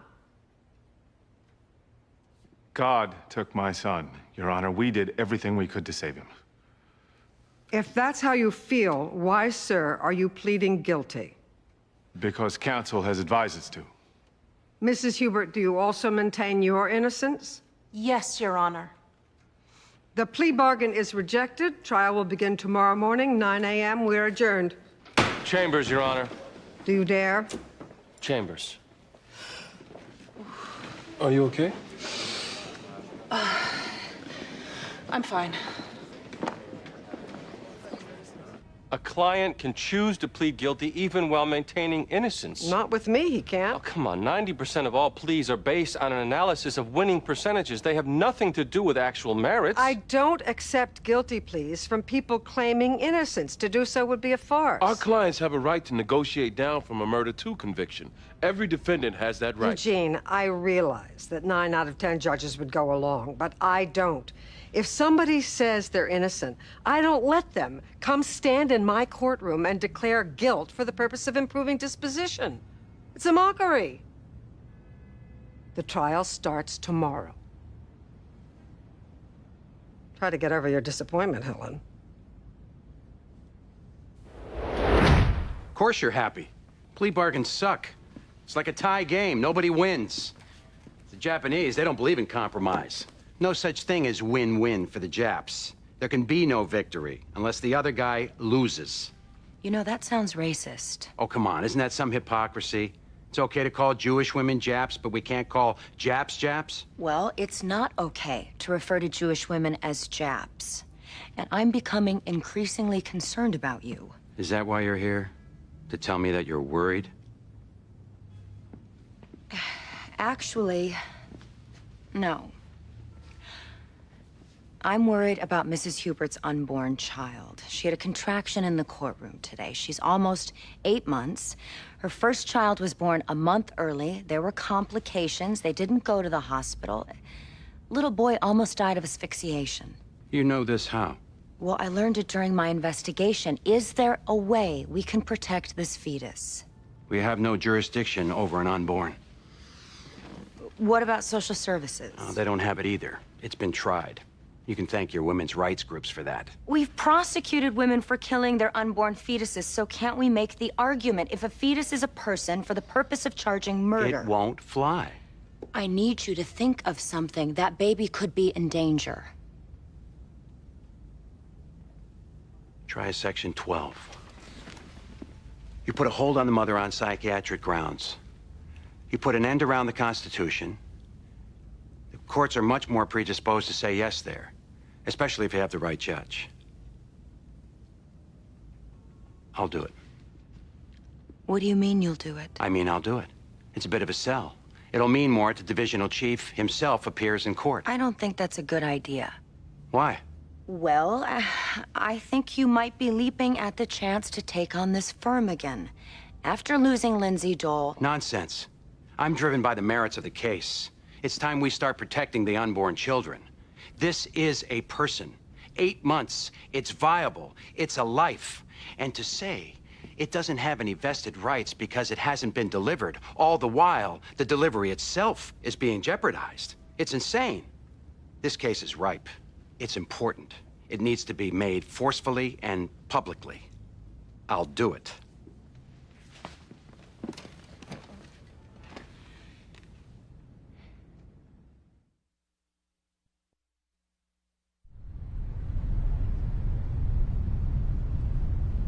This is not a stunt. Come on, Helen. You take her into custody. How does that not prejudice the jury? The jury is sequestered, buttnuts. They won't have to know. Mr. Walsh. Did he call me butt nuts? Look, we have a viable baby in potential danger. The law is clear.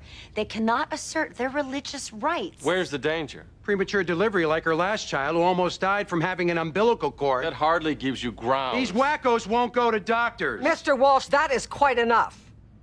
Your Honor, it makes the most sense to simply delay the criminal trial until after she gives birth. That way... It makes no sense to do that, given there's no basis to take Wendy Hubert into custody. Section 12, Chapter 123. Read the law. Are you against that on principle? You're gonna lecture me on rules? Both of you, shut up. There will be no further delay of this trial. We start this morning. Mr. Walsh, if you think you can make a Section 12 showing, you're going to have to take it before another judge. I want the proceedings sealed. If you get your order, come back to me and I'll figure out a way to impose it without prejudicing the trial. Do any public yapping, and I will declare a mistrial and hold you in contempt. It would be a mistake to regard that as judicial bluster. This is ridiculous. Eugene, a child's life is in danger. That child's not in danger, Helen. This has nothing to do What are with you, a that doctor child. now? I've heard enough. Into court. Let's go. All right, I'm on my way. Walsh is going to a separate court to get Wendy held on a Section 12. What? How? It's a ploy to get her in custody until the baby's born. Jamie, I need some researcher coming with me. Excellent. Bring your computer, make sure it's charged. We'll get on Westlaw in the cab. Right.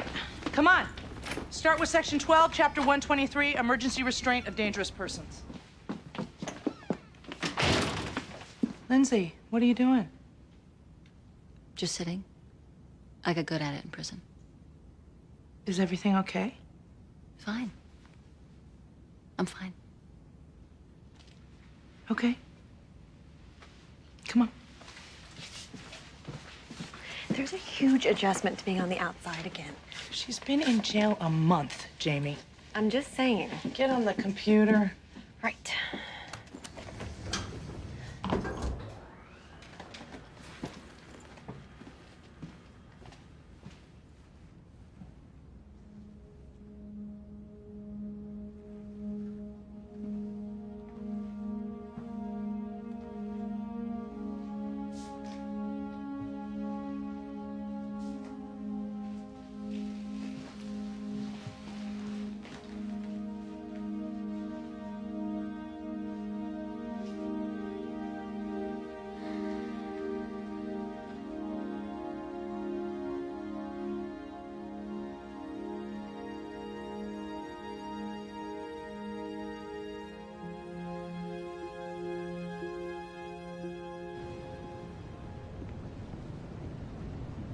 The official cause of death was adult respiratory distress syndrome, ARDS for short. Although this was a child, the diagnosis is the same. It was brought on by the hantavirus. Doctor, could you explain this hantavirus to the jury? Basically, it's a virus found in rodents, which when exposed to humans can attack the lungs. How are humans exposed? Most of the time, through the saliva, urine, or feces of the rodent. If Peter touched a dead mouse or a dead rat, that could have done it. Or he could have simply inhaled dust that contained dried rodent urine or feces. We don't know exactly how he was exposed. But you're sure he was? Absolutely. The autopsy concluded that was the cause of death. Doctor, would he have had any symptoms? Acute. They would have started flu-like. Fever, coughing, headaches, then progressively gotten worse. Muscle aches, breathing problems, lungs filling with fluid. This boy was in a lot of distress and died a very painful death. Objection, speculation. Sustained. Doctor, is there medical treatment that could have saved Peter? Oxygen therapy, antiviral drugs, fluids. If he'd been taken to a doctor immediately, he wouldn't be dead. Objection. In my opinion. I'll allow it. Thank you. That's all.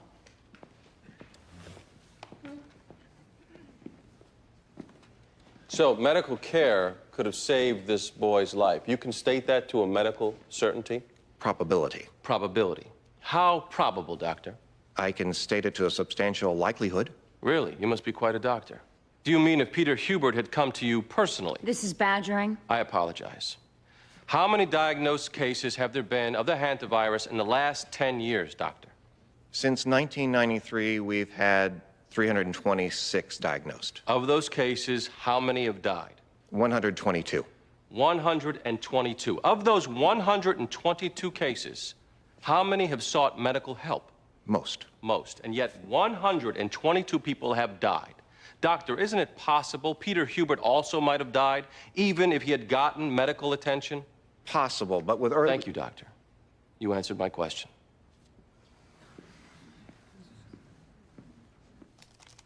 There is ample authority for the Commonwealth to hold a pregnant mother. I didn't ask you for authority. I said, tell me why she's a nutcase. I would submit, Your Honor, any woman who exposes her child to danger, potentially fatal danger, the benign assessment would be nutcase. No, he's saying there is a presumption of psychiatric infirmity for any Christian Scientist. I am not saying that. You most certainly are. Don't be putting statements into my mouth. I certainly am capable of spewing my own nonsense. Your Honor, this woman is currently on trial for murder. I don't think it's presumptive of me to have doubts. Yes, it is, counsel. She hasn't been convicted. The presumption, then, is one of innocence. Remember that one? That would be her constitutional right. I am before you today on the rights of the child. There is no burden on the court when weighing the best interest of the child to constitutionally safeguard the mother. Are we supposed to let this baby die and then say, hey, but at least we didn't trample the civil liberties of Mommy Dearest? That's crap, and I'll say so. Nobody is saying forget about the child. We are just asking, how is it in danger? By being in the womb of a woman who won't get medical help. Her last delivery almost resulted in death. He survived only to die 3 years later from the fumes of a dead rat, which this mother didn't do a damn thing about. She has a history of complications at birth. She's having contractions. She has a history of doing nothing when her kids are facing life-threatening dangers.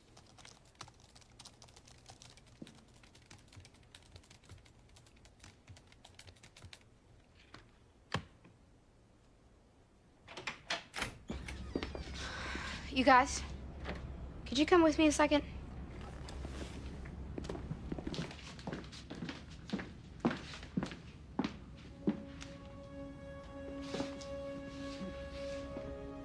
Lindsay, what's going on? Oh, I just got this table out of storage. I just thought I'd sit here while I get used to being back. I'm kind of enjoying the quiet. Oh. Okay. He looked terrible. He would get dizzy, he would vomit, he had excruciating headaches. How often did you have occasion to see Peter Hubert? At first, I saw him a lot. I was an invited guest. Wendy and I were good friends. Your next-door neighbors? Yes. But the more I implored her to take the child to the hospital, the more estranged we became, to the point where I wasn't invited. At what point during his illness did this estrangement take place? It was building. But when I called the ambulance myself, that was pretty much it. I wasn't invited into the house anymore. You called an ambulance? Yes. I couldn't take it. He looked like he was going to die. Did an ambulance come? Yes. And they sent him away saying that it was a false alarm. About 2 weeks after that, Peter did die. During the course of Peter's illness, did you witness his parents doing anything about it? They would pray. Lots and lots of praying. Just the two of them? No, sometimes people would come over, group prayings. And during the illness, did it ever appear Peter's condition was improving? A couple of times, the symptoms seemed to subside, but then they would return. So they prayed, and things at least temporarily got better. That happened, what, once or twice? Well, I don't think they really did get better. It just seemed so. Yes. You were good friends with Wendy Hubert? Yes. Was she a loving mother? I thought so, yes. At any time, did you ever question her love for Peter? No. Did you ever have occasion to question Roland's love for his son? No. As you observed them praying and praying and praying for their son's recovery, you regarded these prayers as heartfelt? Of course.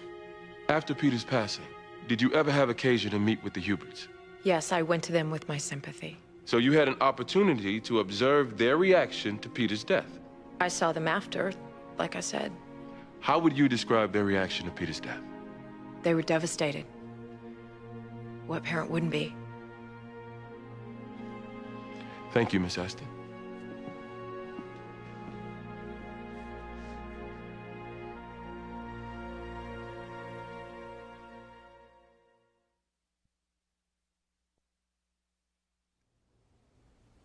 I've never seen Swackheim deliberate this long over a decision. Truth is, I never figured he gave any thought at all to his rulings. I thought he just flipped a coin, the lazy hack. Why did you come after me with all the personal attacks in the Dole case, Eleanor? I want to know. Part of it was strategy. Part of it was your antics truly offended me. Don't you regard your behavior toward me as slightly vicious? Maybe. I went to see a shrink. You know what he told me? I could be sexually frustrated. Why is it shrinks are all Freudian, sex-obsessed, depraved perverts? They think everything is sex. How often you get laid? Big bone girl? Can't be too often. You, on the other hand, you probably rent rooms by the hour. Little tramps coming out of law school these days. Look at you. Cherubic little sperm magnet. Did you just call me cherubic? Jamie. He had a fever, but he'd had fevers in the past. Our course of treatment had always been prayer, cold compacts. These treatments had proved to be successful in the past. When you say many... 5, 6, over his 3 years. He also had strep before, conjunctivitis, many illnesses, which we treated successfully with prayer. We thought we would be successful here. But Mr. Hubert, when Peter started having trouble breathing... We responded with more intensive treatment. Which was? Prayer. This is our faith, Mr. Donald. I understand, but Mr. Hubert, a lot of people are wondering how a father could just let his son die. I didn't just let him die. My wife and I did everything we could to help him heal. We did what we believed would help him get better. We did not sit idly. We did not let my son die. Why not pray in the waiting room while a doctor treated your son? Because taking him for medical treatment would not, in our view, heal him, and we wanted him to recover. I'm asking hard questions, sir, because this jury would like to know how any loving father could just turn his back on medical assistance which has been proven to work. Every one of us draws the line somewhere. Most people think artificial life-saving devices go too far, and they execute living wills to prohibit them. 60 years ago, people considered transplanting organs to be ungodly and perverse. Now the line has moved. People are okay with it today. Today, stem cell research is considered horrific, totally against God and humanity. But as the arguments are made, how it can save lives, well, the line of acceptability is about to move again. Likelihood is people will eventually embrace some form of human cloning, because as long as there is a life to be saved, how can you say no to it? Well, Christian scientists are simply unwilling to move the line. Unwilling to adjust our faith to keep up with the times. There will always be new medicines, new technologies, new devices and inventions.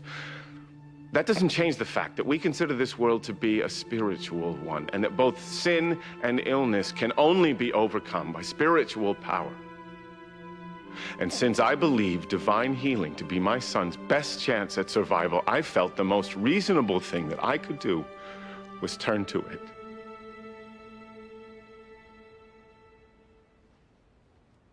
So while many of us draw the line at stem cell research and cloning, you draw it at 106 temperature. Mr. Hubert, did you go to an ophthalmologist to get your glasses? We don't consider that medicine. According to my records, you also visited a dentist last summer. Again, we consider that aid, not medicine. In fact, you went during your son's illness.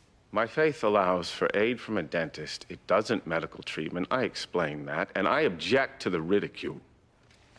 Do you think I came here today to ridicule you? You think there's a judge up there, a jury over here, all gathered to ridicule you, sir? This is a murder trial, Mr. Hubert. A boy is dead. My boy. You say that as if you were his parent. I was his parent. And you think it's prejudice to hold parenting up to the standards of reasonableness. Because that's what this is about, Mr. Hubert. I don't care what God you believe in. You were vested with the care of a very sick 3-year-old little boy, and you let him die. I did not. Objection. Yes, you did. Objection! Withdrawn. Who gave you the right to exalt religion here at the expense? You find that in the Constitution, And does Counsel. one have to read the Constitution in order to be protected by it? What about the 3-year-olds who cannot sound out the words yet? Did Peter have any rights, Mr. Hubert? Peter understood the basic principles of our faith. Is it your testimony that your son made an informed, competent decision not to go to the hospital as he lay dying in agony? Obviously, I made the choice. Yes, you made it. And what part of the Constitution I were was you- his guardian. Yes, you were his guardian, Mr. Hubert. For God's sakes, you were his guardian, and you simply let him die. I did not. Oh, right. You prayed. Here's a flash, Mr. Hubert. We all pray.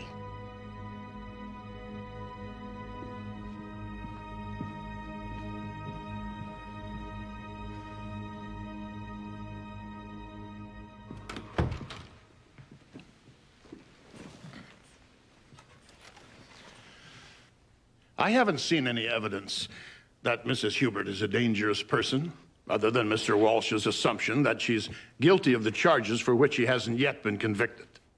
The Commonwealth's petition is denied. Just like that? What do you want, a preamble? Could I be heard, Your Honor? Every day on my job, I battle civil rights activists who bemoan the erosion of the Fourth Amendment, who fight for the murderer's right to counsel. You know who I'm talking about. All those liberal pufferfish who are protesting the death penalty while they cling to a woman's right to have an abortion like it's an inalienable American right, and I'm sick of it. Who the hell is sticking up for this unborn person?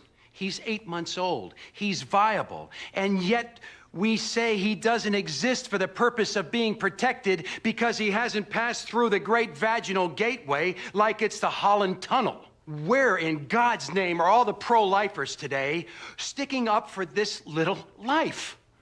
Why is this room empty, I ask? Because the proceeding is sealed. Anything else? We fight for the rights of the accused, the right to abort, the right to exercise religion and free speech, but we don't fight for human life? We're like little bugs, ants, cockroaches. We're no better than the little vermin running around on our kitchen floor. We should just wipe the earth clean of mankind.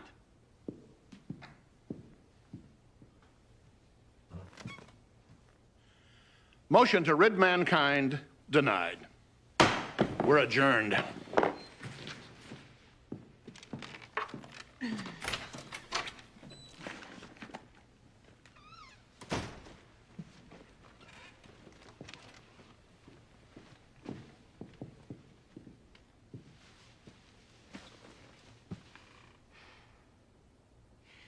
Kenneth, clearly I don't like you. But I have always, always considered you a legal talent and an extremely formidable foe. But now, Kenneth, you need to get some help. You're rambling on like an evangelist on coke, whether it's a vacation. Are you sexually attracted to me? No, I'm not. I didn't think so. But the shrink threw it out, so I thought I'd ask. Women never are, you know, attracted to me. See sperm magnet over there? Not in my wildest dreams. Kenneth, you need to take a break. Maybe I am tired. I seem to be tired a lot.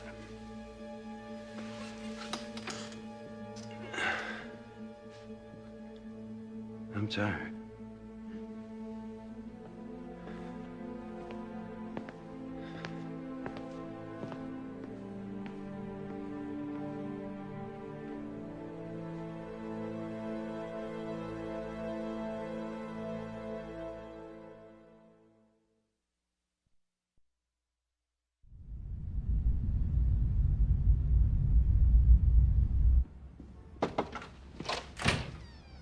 All set?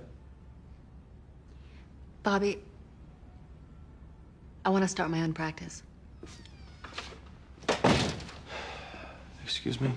I can rent this office, take little cases. Lindsay. I'm not ready to just jump back in, Bobby. I don't know when I will be. And this is a way for me to take baby steps. Start a new practice in this room? I can take little collection cases, contract disputes, fight parking tickets. I can even be my own secretary. I can use your library. Lucy can help me with pleadings from time to time. I like the quiet here.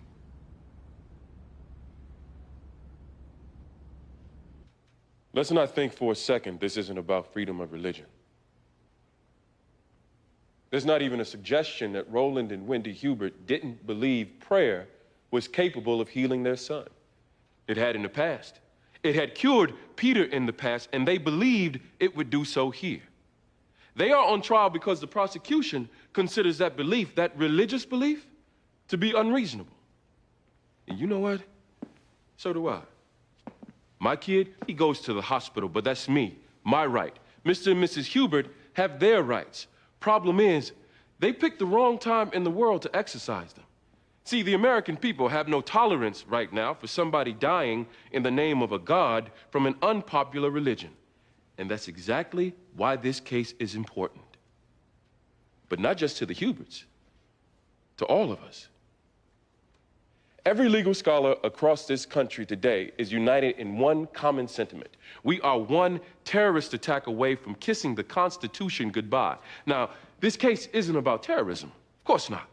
But it is one affected by it, because our civil rights, including and especially freedom of religion, are becoming endangered species. This trial would have never happened before September 11th, never. They can't even show how medical help would have saved Peter Hubert. He caught a deadly virus that is fatal much of the time, medical care or not. How? Huh? How can you charge a couple with murder for not calling a doctor when the strong possibility is calling that doctor would have made no difference? They have no case. But here we are, just the same. Why? Because the public is angry. Somebody died, seemingly for somebody else's God, and we sure as hell don't go for that, do we? Don't you dare think this isn't a referendum on Christian Science. Don't you dare believe freedom of religion isn't in play here. These people aren't murderers. They're loving parents. Even the prosecution's own witness told you that. And Mr. Hubert's testimony about the medical perversities such as transplants, stem cell research, cloning, it's all true. Doctors playing God. Well, as human beings, we all implore, let God be God. Well, that's what Wendy and Roland were trying to do here. They were attempting to save their child by letting God be God.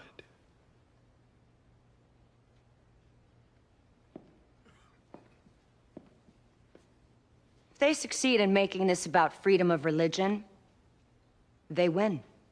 Because we're all for the First Amendment, aren't we? One person's faith is no more right than the next guy's.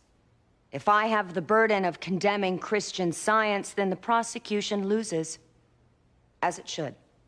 But this case has nothing to do with religion.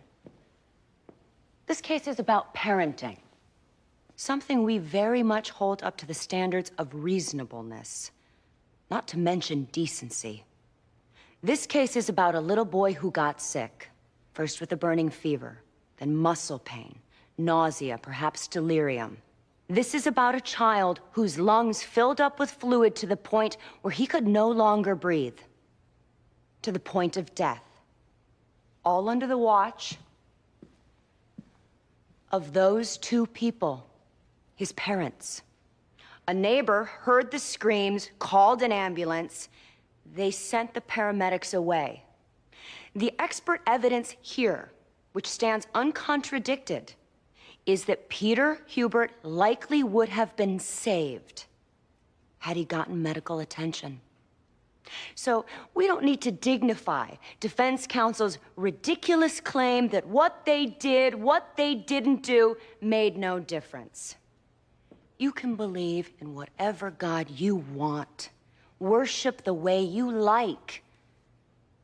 But when you have a child, when you bring a child into this world, you have a duty. You owe that child. When you see him dying, dying a painful death in front of you, you have a duty to get that child medical attention. You cannot ignore that obligation by cloaking yourself in some religious freedom. I'm offended by Mr. Young's trading on terrorism, on our fears over our changing world. I assure you, I prosecuted murderers before September 11th, and I continue to do so after. If you're looking to draw any connection, what happened September 11th, what happened to Peter Hubert? Both were crimes against the very core of humanity. A little boy died. He suffered because his parents wouldn't call a doctor. That's why we're here. That is the only reason we are here.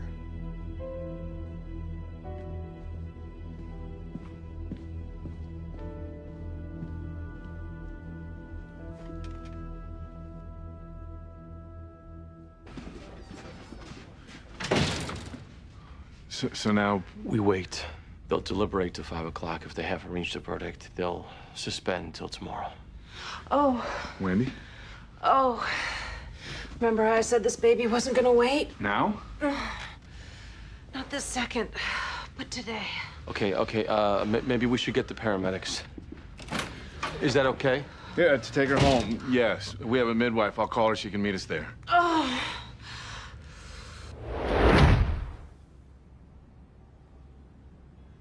Don't you like it? Well, yes, but the personal stuff is usually left off the door. I'll take it off eventually. But I want the people who hire me to get the idea. I'm not going to be here late or on call at home. They see Mother. It makes a point. Yes, it does.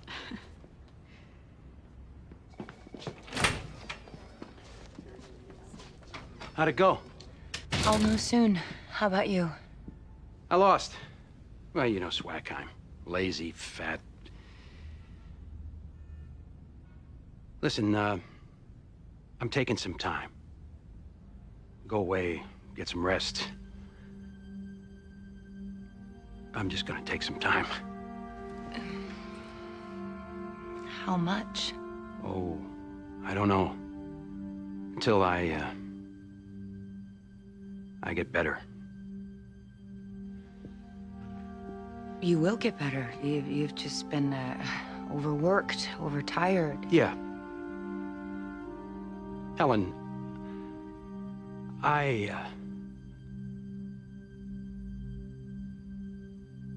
I'm sorry. Just get yourself well. Whatever it takes. Oh, I'll be fine. I'll be fine. I'll be fine.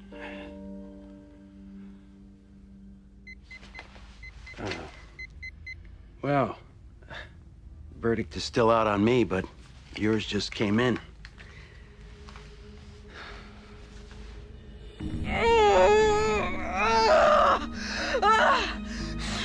You're doing fine. You're doing great. Can they read the verdict without them present? They'll have to.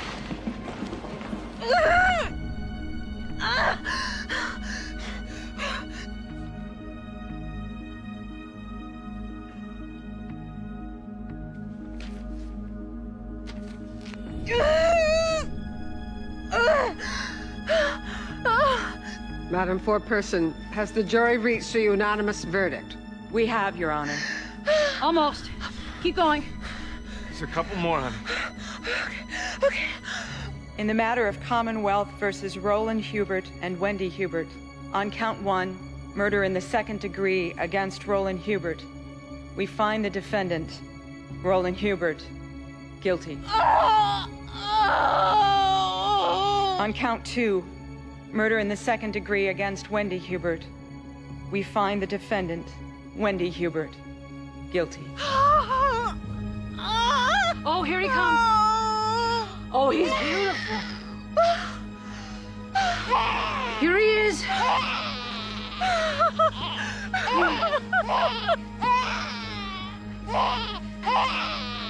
Arrest warrants are issued for Mr. and Mrs. Hubert. Your Honor, can we be allowed to surrender them? I'm sorry. Post-conviction, I can't give you that courtesy. Members of the jury, thank you for your service. This matter is adjourned. Can you give me a 15-minute head start? Okay. She had a boy. Let's go.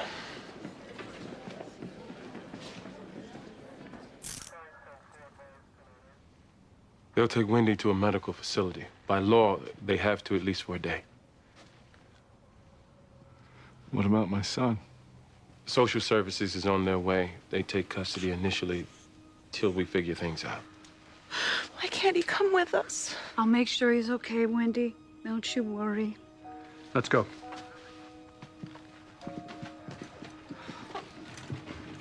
I'll wait for social services.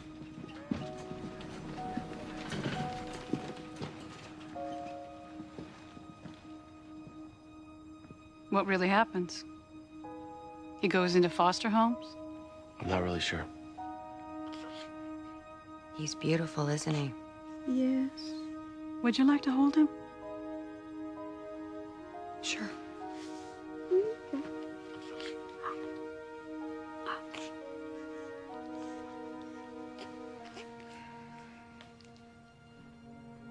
I need to clean up. I'll just be a second.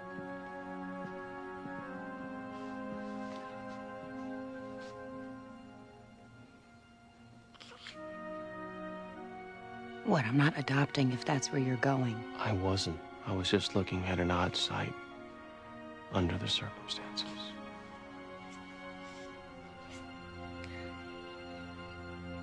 He is beautiful.